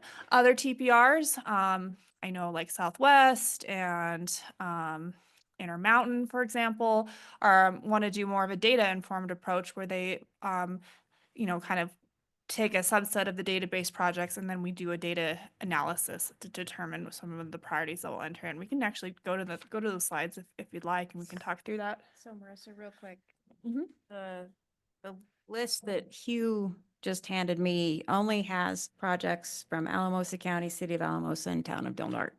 So I know there's a whole bunch of other communities in this room that probably have ideas. So before we just start wholesale adding these project ideas, we need to make sure that we have all those project ideas together. Yeah. Don Reimer from Chaffey County. We did develop a list. Certainly the email that Hugh had sent out wasn't clear that we're supposed to supply that prior to today's meeting. So I did just share that with him. We have quite a few, but part of our exercise as well was needing this from Tony, because we did not have a clear cut determination on what was done, as well as what's been awarded and what the status of those projects that have been awarded on, when they're going to be completed and whatever else, because that would also be useful information. So Well, can you guys- let me roll in behind our county administrator here. What became of all those items that I submitted 2 or 3 years ago? Okay. And so do you need some sort of blessing on those or? Good for us to have an email from Chaffey County as a whole. So based upon the information we have in that email, I can get it to Don. And then you guys can compile your list based upon those ideas as well as what Tony will be sending out or Hugh will be sending out on Tony's behalf that shows what we've actually done, what's going to be going to constructions next year, that type of thing. Does that make sense? Because that's a very extensive, as you know, Yeah. wish list, with some sense of prioritization in it. Right. So, all right, thank you. Yeah, and that was gonna be my recommendation. I know Alamosa went through the exercise, Chaffey County, we've gone through the exercise. When we did it 4 or 5 years ago, really the theory behind it was the towns and municipalities can funnel up their projects and priorities, keep them limited, I think was intentional to the county. County then relays them to the TPR. I think moving forward, perhaps before Tony shares out this, as far as cleaning up projects that are done, get them off the list, have an opportunity to get the workbooks that we've put together and integrate those in, and then kind of share out a cleaned up version. And I would suggest once they come off, keep the last round of prioritized projects at least in order, so we have at least a starting point instead of just throw all the cards on the table again. And then next time we can go through, now that we have each county and municipalities projects either updated off the list, updated included on the list, or I made a change to one as far as the description goes. And that way we can come back to the next meeting, see where it's at, and see if we want to have any shuffling or movement associated with it. We can do that. So we just haven't, they're down on. Well, in the meantime, that discussion, I've sent in something to Emily Barden at, on the STIP, and that is a full sheet of projects that are set up. Some of them overlap with Chaffey County and BV and Salida, but we've got a discussion coming. And then final clarification question from us on our list. These all have dollar figures attached, but I'm guessing that was CDOT generated dollars, or do we need to generate some kind of dollar estimates for any of these? It'd be nice if you took a crack at it, but we'll take a look at the projects and put our own numbers to it. Marissa, Aaron, did you guys share this Google sheet with the TPR can you see what I'm sharing right now? We can see it really small on the screen. Okay. I did share it with Hugh prior to the meeting, but yeah, I think we thought we'll send it out after we kind of orient you to what we're doing, how it's all working. So yeah, we'll send, I think. So yeah, we'll share this data as well. And this is your master list of projects, right? Not prioritized. This were all the ideas that were generated. For the purposes of this conversation today, I hit all the transit projects because I just kind of wanted to focus on the highway projects. The ones that are crossed out in red, those are the ones that we talked about are completed. The ones that are in orange have funding identified in the plan. Tim and I went through, and as appropriate, we updated cost to $2024, what we think it's probably going to cost. Some of these are complete wags, some of these are educated guesses, and some of these actually have kind of engineered estimates put to them. So when we share this out, you can go through and you can see what projects are on the list. And as you're developing your list, you may see that your project's already on there and you don't need to send that project in. I had thought that you guys maybe had seen this before, so I apologize that you didn't get this ahead of time. But again, there are a ton of projects on this list that don't have funding attached to it, that weren't prioritized, and that are legacy that we probably want to continue to keep on this list. So we'll send that out as well, and that will be a bunch of information for you guys to take a look at as to what was proposed the last round. And if you want projects removed that aren't funded, but we just don't need them anymore, make a comment in the notes section. And I've put comments in a lot of these. We'll put a section here for TPR notes. And if there are proposals to remove those projects, we can vote on that in the next meeting and clean this list up a little bit as well. So I'll get that out to Hugh as quick as possible to continue this conversation. And I will And stop you. Go ahead. Be good, so we can keep this moving along, knowing the next meeting, which will be, the regular meeting will be in February, right? Would be the hope that we actually look and start having that prioritization conversation and identifying your top priorities. So we need this information. If there's a way we could get this information by early January or January 1st-ish, would that be okay, Tony and Marissa, if we have it then to help on our end to get everything ready so we could still get it out to TPR members before the next meeting so they have a chance to kind of see what all the lists are looking like? Yeah. Well, Julie, what are you asking? Are you asking whether I can get this list out to the TPR No. before then, or you want their project list, I want proposed project list? Okay. I want their proposed project list back to us, their thoughts on what should come off, what should stay on, all of that. If we could get that by early January, that gives us time to look at it, work on it, and get this next list that we would be diving hardcore into the next meeting. It'd be nice to get it in their hands a few weeks before that next meeting so they can kind of process what's coming up too. Does that make Yeah. sense? Yeah. And as we get project proposals, I'll create a spreadsheet that has just a running list of projects formatted just like this. I'll create a Google Doc. I'll send that link to Hugh and Hugh can share that out. And so you guys can see what's being proposed before that meeting. So when we talk about it, none of these projects are a surprise. Right. I think several of us feel that if we had a deadline that we know we need to meet, we can do that. And then if we have, 2-3 weeks before the next meeting to review the final version, then we'd be more prepared. So is January 1st a realistic deadline for you guys if we had it by then, knowing we've got the I think holidays this in the group's middle? made up their mind what they want to try to do. So I think if we say January 1st, that's what we need to get done. We need to put our foot in the ground and just make a decision and go forward, because you keep kicking this thing down the road. We're going to be this time next year saying, well, January 1st work for you? Yeah. So just my thoughts. Barry?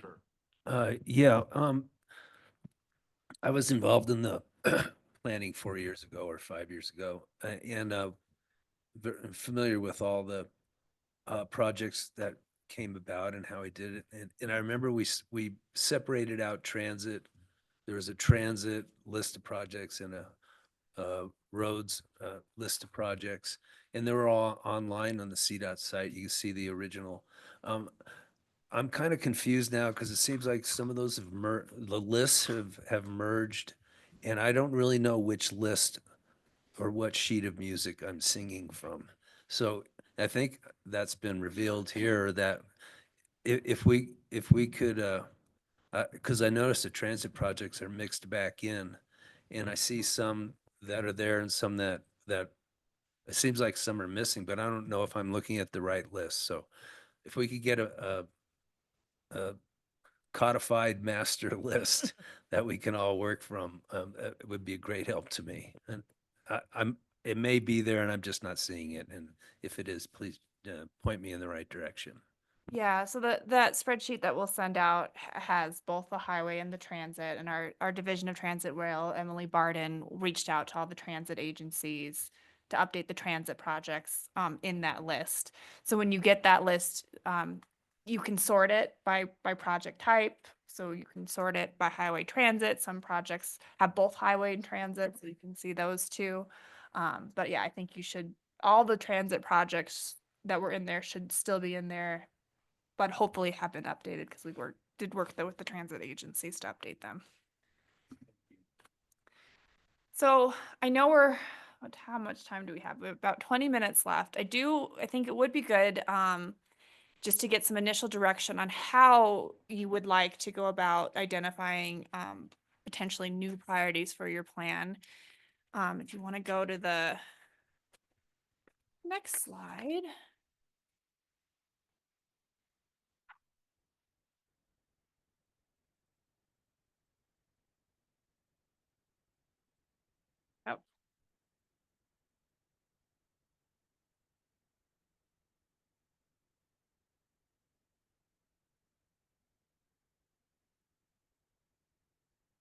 Okay, so Sam, so the SLV has 106 projects now, probably looking at increasing that number with some new projects added in.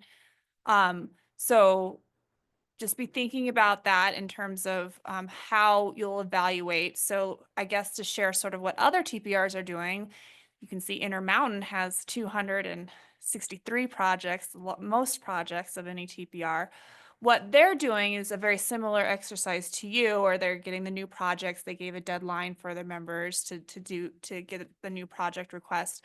But what they also, if you want to use more of a data-informed process to help you look at your projects, we will need to help us narrow down that number a little bit. I think it'd be pretty difficult to evaluate all 106 projects. So maybe something, and we can talk about if that's the way you want to go, perhaps as you guys are giving us your new projects, you could tell us sort of what your top priorities are in that by county or transit agency, however you want to do it, so that we're looking at perhaps a list of 40 to 50 projects to evaluate instead of 120 plus. So if you want to go to the next slide. So for our 10-year plan, as Aaron was talking about earlier, we're going to be using PD14 and the goals of PD14 to evaluate projects. So for you as a TPR, our first question to you is, do you want to use a similar data-informed process where you consider perhaps the goals of PD14, plus you can look at your TPR goals and focus areas to help you analyze and assess your projects? Or would you like to just stick with the priorities you currently have in here? It sounds like you have a lot of new priorities coming in. Perhaps priorities have changed a bit, where we could focus more on perhaps transit is what I'm hearing from the discussion, but we can talk about that. If you actually want to go to the next slide. So say you did just want to retain your TPR priorities, we could just slot in the next highest ranked projects from the exercise you did 4 to 5 years ago. And those are listed here. If you all agree that this is, oh yeah, nothing's changed, these are the projects, that makes it easy. Or we could just keep your current projects in there, and you could have, instead of a list of 20 new projects or 20 projects that are priorities, you'd have a list of 15, and we would just focus on those 15. So that is an option.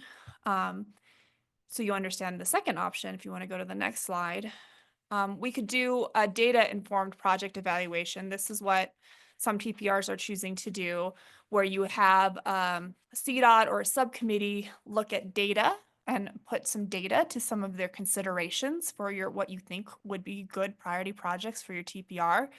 And then we would evaluate those projects, ideally in between, once we got that list from you and before January 1st, and we would look at that before your TPR meeting in February and sort of bring you some findings, and then you can make a decision on what priorities would come into your list. So if you want to go to the next slide, if you did want to go that route, it would be helpful if today you could tell us what goal areas you would like, because all these boxes we have data that corresponds to. We have safety data, we have data around our asset management, drivability life of our roadways, we have transit data. So there's data points that we can put to each of these boxes, including some of the boxes that you've told us are important from your TPR goals and focus areas. So if this is a route you want to go, this would be something that we CDOT could partner with you and provide some data to help you make some data-informed decisions. I said a lot of things to think about, and I'm trying to do this quickly because I know the clock is ticking down to lunch. But do you have any thoughts on how you want to go about prioritizing? Is it more of the data-informed approach, or would you like to just keep your priorities status quo from before? So if I'm not mistaken, some of these ones are actually complete. The US 50 intersection improvements are. The Yeah. 285 and 17 intersection improvements.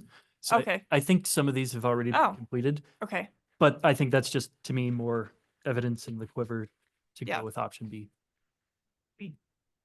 There's also how you define complete. And I think, I know Sure, some of these sure. projects there's still pieces that are not. So that's where I'm looking at Chafee folks on the Highway 50. Yeah. And with that, complete and or funded for immediate construction, Mhm. kind of it.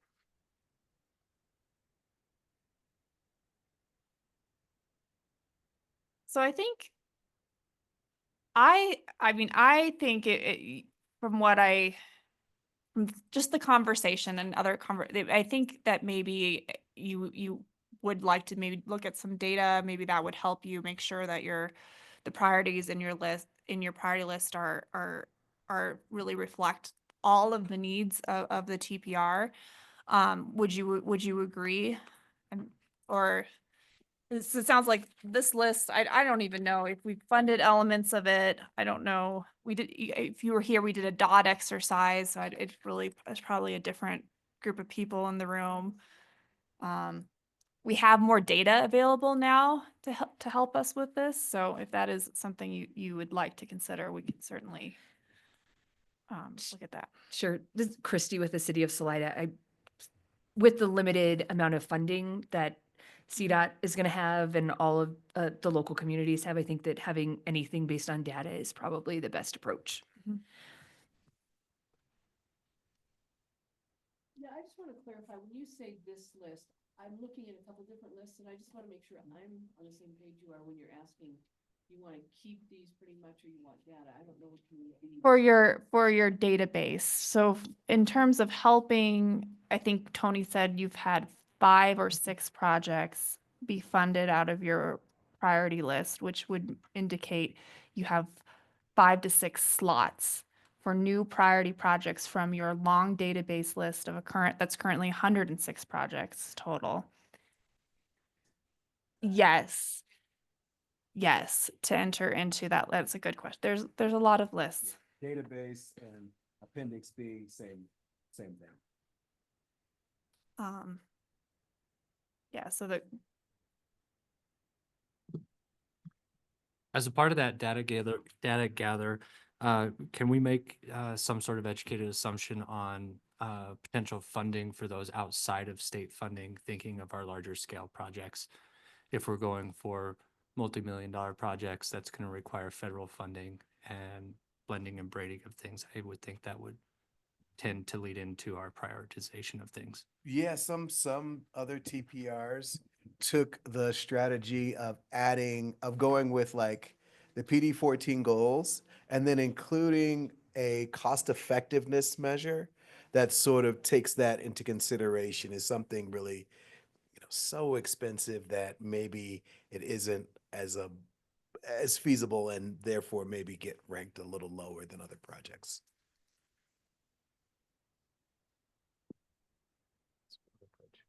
Yeah. So maybe some criteria and data around cost effectiveness. Yeah, I mean, I would agree with Christy. I think data-driven projects are important. I just have some hesitancy as far as we're talking a very diverse list within 106 projects, everything from transit to pedestrian crossing to roundabouts to fiber. I mean, broadband's on that list. Data is good, but what's the methodology to identify which metric is more important than the other one?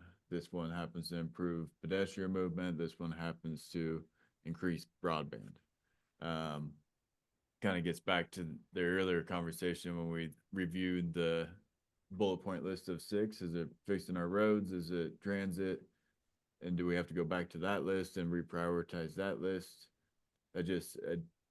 I like the idea of data, but it's gonna. I hear you. And to that point, having, every single goal available to us is also difficult because this plan won't be able to be everything to everybody. Yep. So, and it is hard because maybe the San Luis Valley proper has a different focus, right, than Chaffey County is kind of hanging up at the top of it and not having the same kind of needs, which has been a discussion since I worked in Yeah. the state. So I agree, right? We're gonna have to balance the data that we get with what the priorities of this TPR, what this region needs, and we might be back here. I think next that's gonna be the hard January. discussion at your next. I think I've been to this January meeting 1, before. 2026. To this meeting before. So- Yeah, because you're right. I mean, Much, yeah. Let's talk about broadband too, or whatever. Yeah, it's gonna be. yeah, you're absolutely right. Because when we say you did select advancing, the PD 14 goals, right? And then maybe you added some of your TPR goals as the valuing push, it would essentially tell you, some of these categories will just be for like transit projects. It could tell you like amongst 5 different transit projects what to consider, but it's not necessarily going to tell you should you fund transit over a resurfacing project, but you can look at the data around both and then have a discussion as a TPR. The data is not going to select projects for you. That is the hard job of this TPR. Yes. Yeah. So one of the ways I've seen this play out in a different state, albeit, was that obviously every project that somebody wants to prioritize is going to have an advocate, right? And so then and we've got 7 to 10 slots effectively on our priority list. Is that at a meeting at some point in time, somebody's going to advocate for that project being on that list, and you're going to probably have 20, 25 candidates, right, to go into those 10 slots. Is that something you guys have seen? Has that worked? Is that effective? That's why we did the dot exercise last time. So it really makes a difference who shows up. Yep. Yeah. The dot exercise was effective. I thought it was very effective. Is it already been? Yeah, we have Caneas and Castillo not here today. And there's 2 projects on the previous list that were priorities 5 years ago, but they're not here to speak to them. Yeah, I think that's why a lot of TPRs are saying, yeah, the dot exercise was great, but like maybe now that we have some more sophisticated data, we look at that and then we add on and make sure that these are really what the priority should be. Yes, the data visualizer. So, to wrap up, oh, sorry, yes. Am I hearing that, oh, sorry.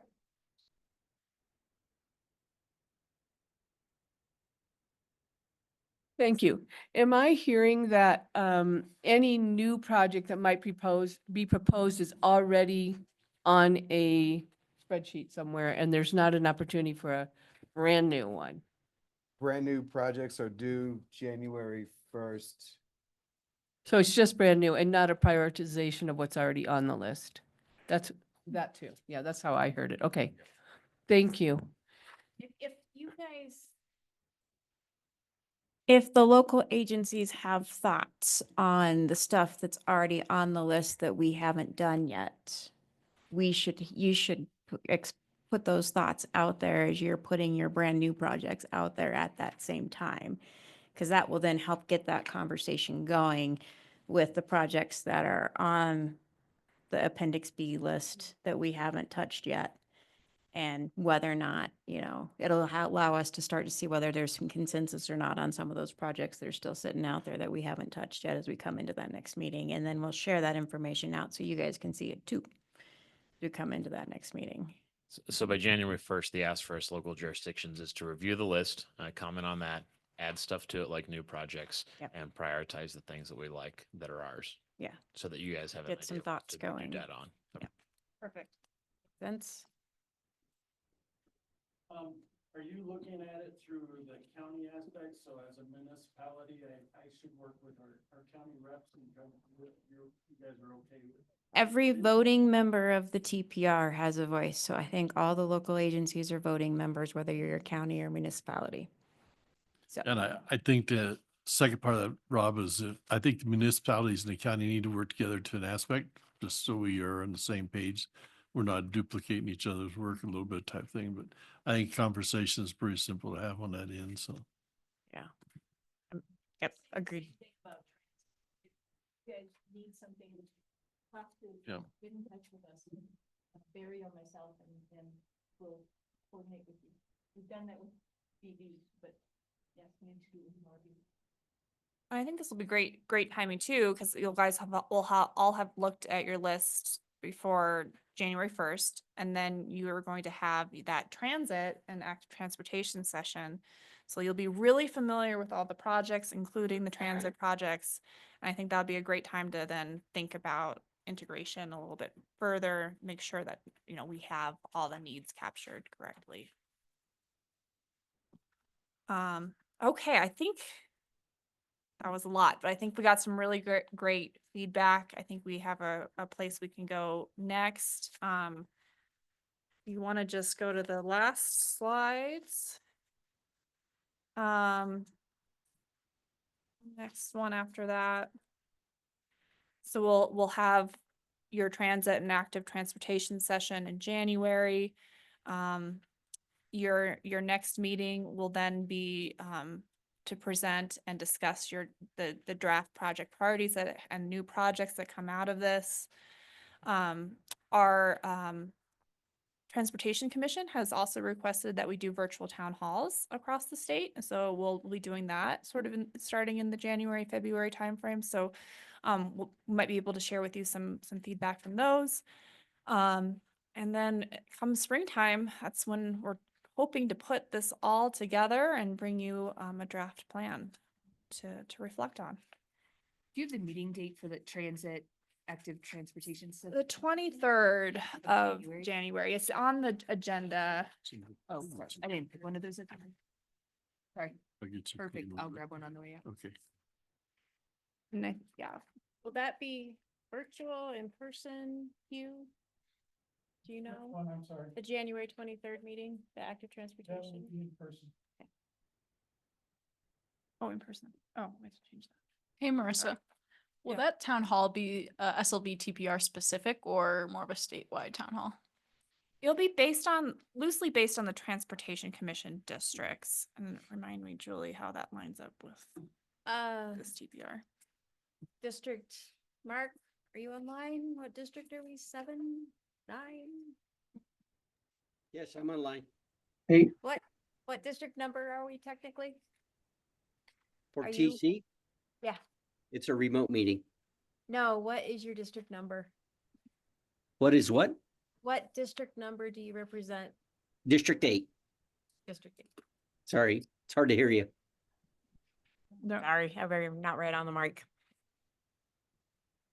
So there's, how many districts are there?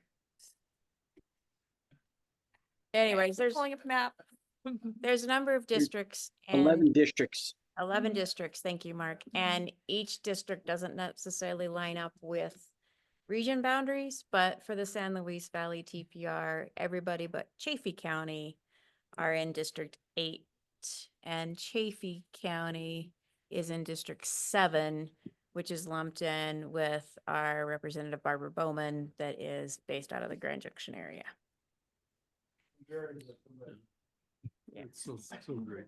As hard as we tried, Keith, as hard as we tried.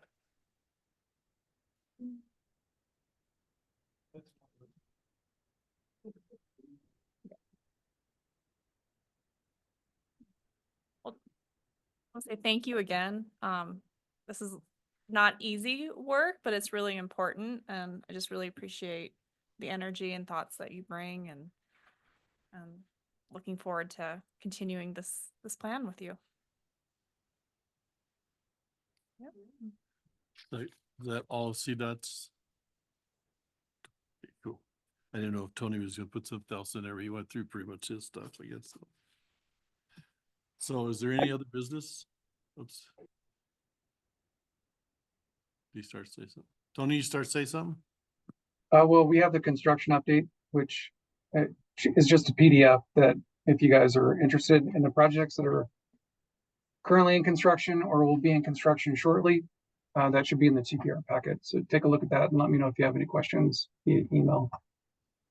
Okay. All right. Thank you, sir. So is there any other business other than that? If not, our next meeting is January 23rd, 9:30 live. It's got a schedule of meetings. We're moving the meetings to 9:30 instead of 10 o'clock starting in January. That doesn't affect you, Keith. Unfortunately, you can drive down anytime you want to come down. And the next stack meeting is January 4th. So Wait, ninth. stack meeting on here says January 4th. I am not a very smart guy, but I can read that one number. So is it supposed to be the 9th? We moved it to the following week just because of the holiday and then I think January 4th The is Saturday. Saturday. I could make a special. No, you wouldn't do that, Aaron. You're probably skiing or something. Mr. Chair, can we just thank Mr. Commissioner Baker for his service to the town? Yes.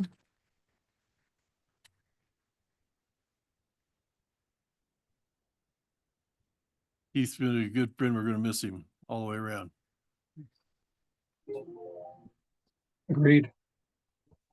4 years. My first visit down here, start getting in the groove of what was going on. I've enjoyed it. It's been really rewarding. Yeah. Public meetings. Yeah.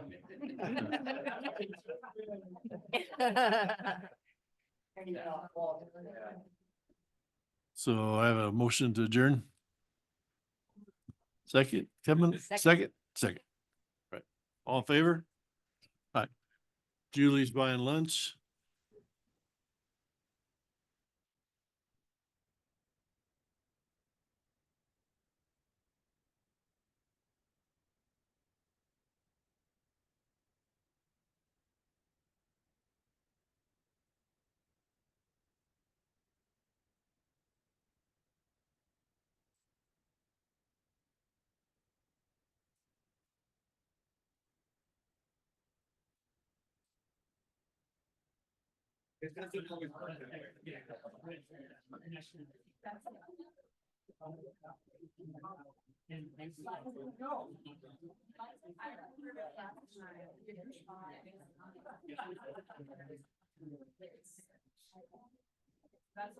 Dude, she is in kindergarten.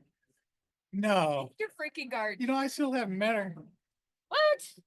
Yeah, Kindergarten, Bill Jean. I was gonna ask you. That's why I can't remember. Kindergarten. She's hilarious. Like she's just like got so much sass. I don't know where she gets it. I'm like, Oh, I Ben. can't imagine. There's a lot of Ben in her. Hey, good to see you too. Yeah, she's a character. Try to like she's in dance and oh here she is swinging across. Like she energy. It is just like crazy. Yeah. She's just a hoot. I don't know, man. That's funny. Starting to read things. I know.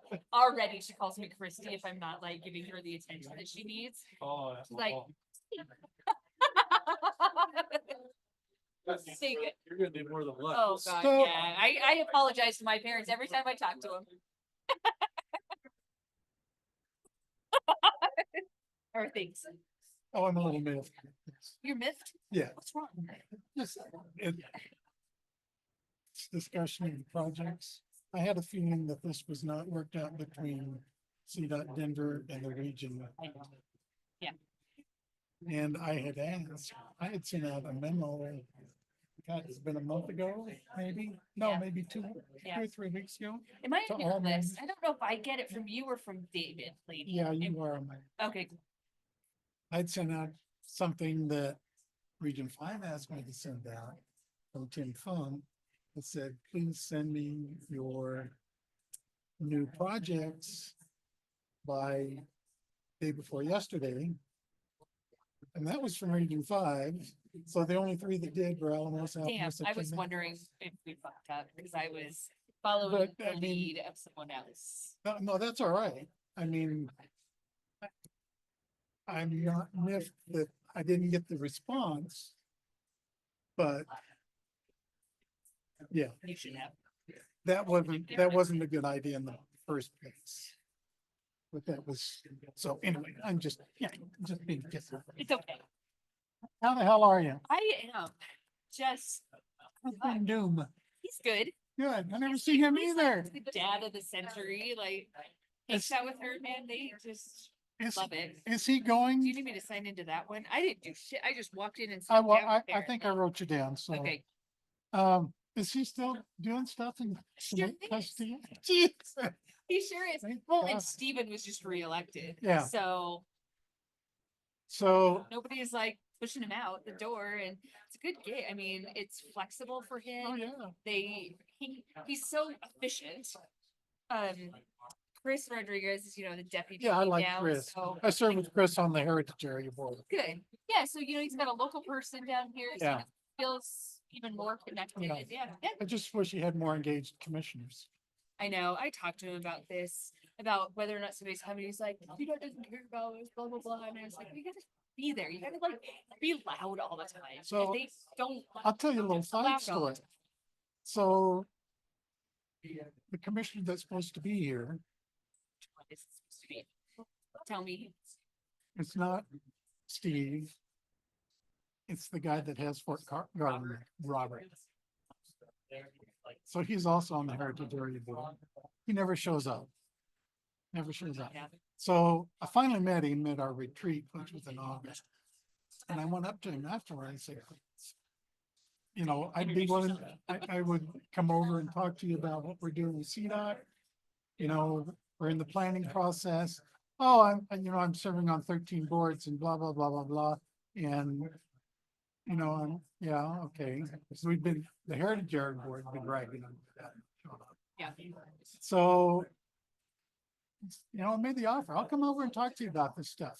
We need your input. You've got one of the biggest projects coming up in the region Is it on on? the 160 mitigation. Yeah.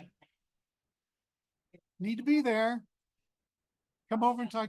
Do you have a card? No, I don't have a card. Well, I can't believe you're wasting my time. You want to waste my time. That's what This he is why- said. Yes. What do you I'm not gonna waste, basically, you are a waste of my time. I don't know very well. Yeah, no, so, I and mean, that's yeah. it. So that's a big fuck you. That is a big fuck you. So if they don't want to show up, Yeah.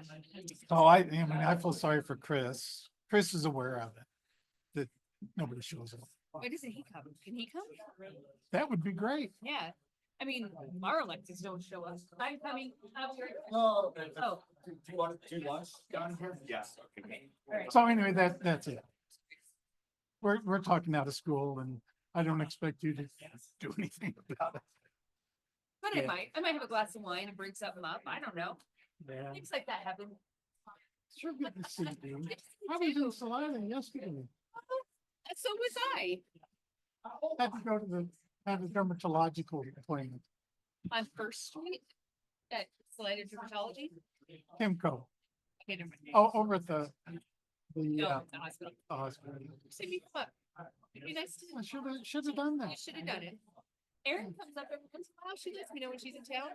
I'll just do You that, let me by know when you're golly. in town. And you can go get the kid out of school so I can get a look at it. They absolutely freaking love you. Or make your appointment at 4 o'clock in the afternoon. She's out of. Oh, that'd be great. See you, kiddo.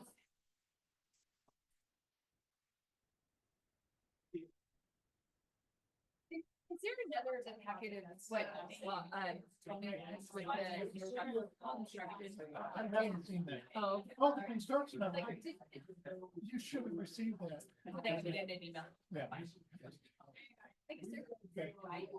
You don't get it in an email. I'm sure somebody has. Yeah.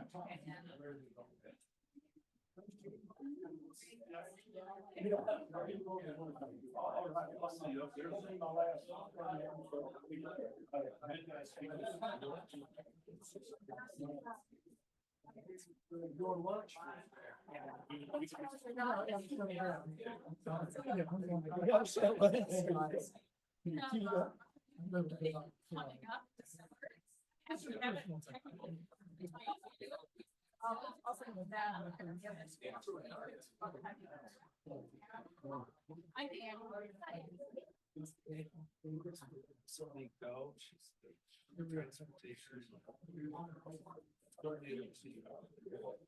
Trails, obviously, I've got her on our list. We're adding to the RTC. Great idea. She's a mover and shaker. Very, have a lot of conversations with Mike. Would love to get involved more. Yeah. Just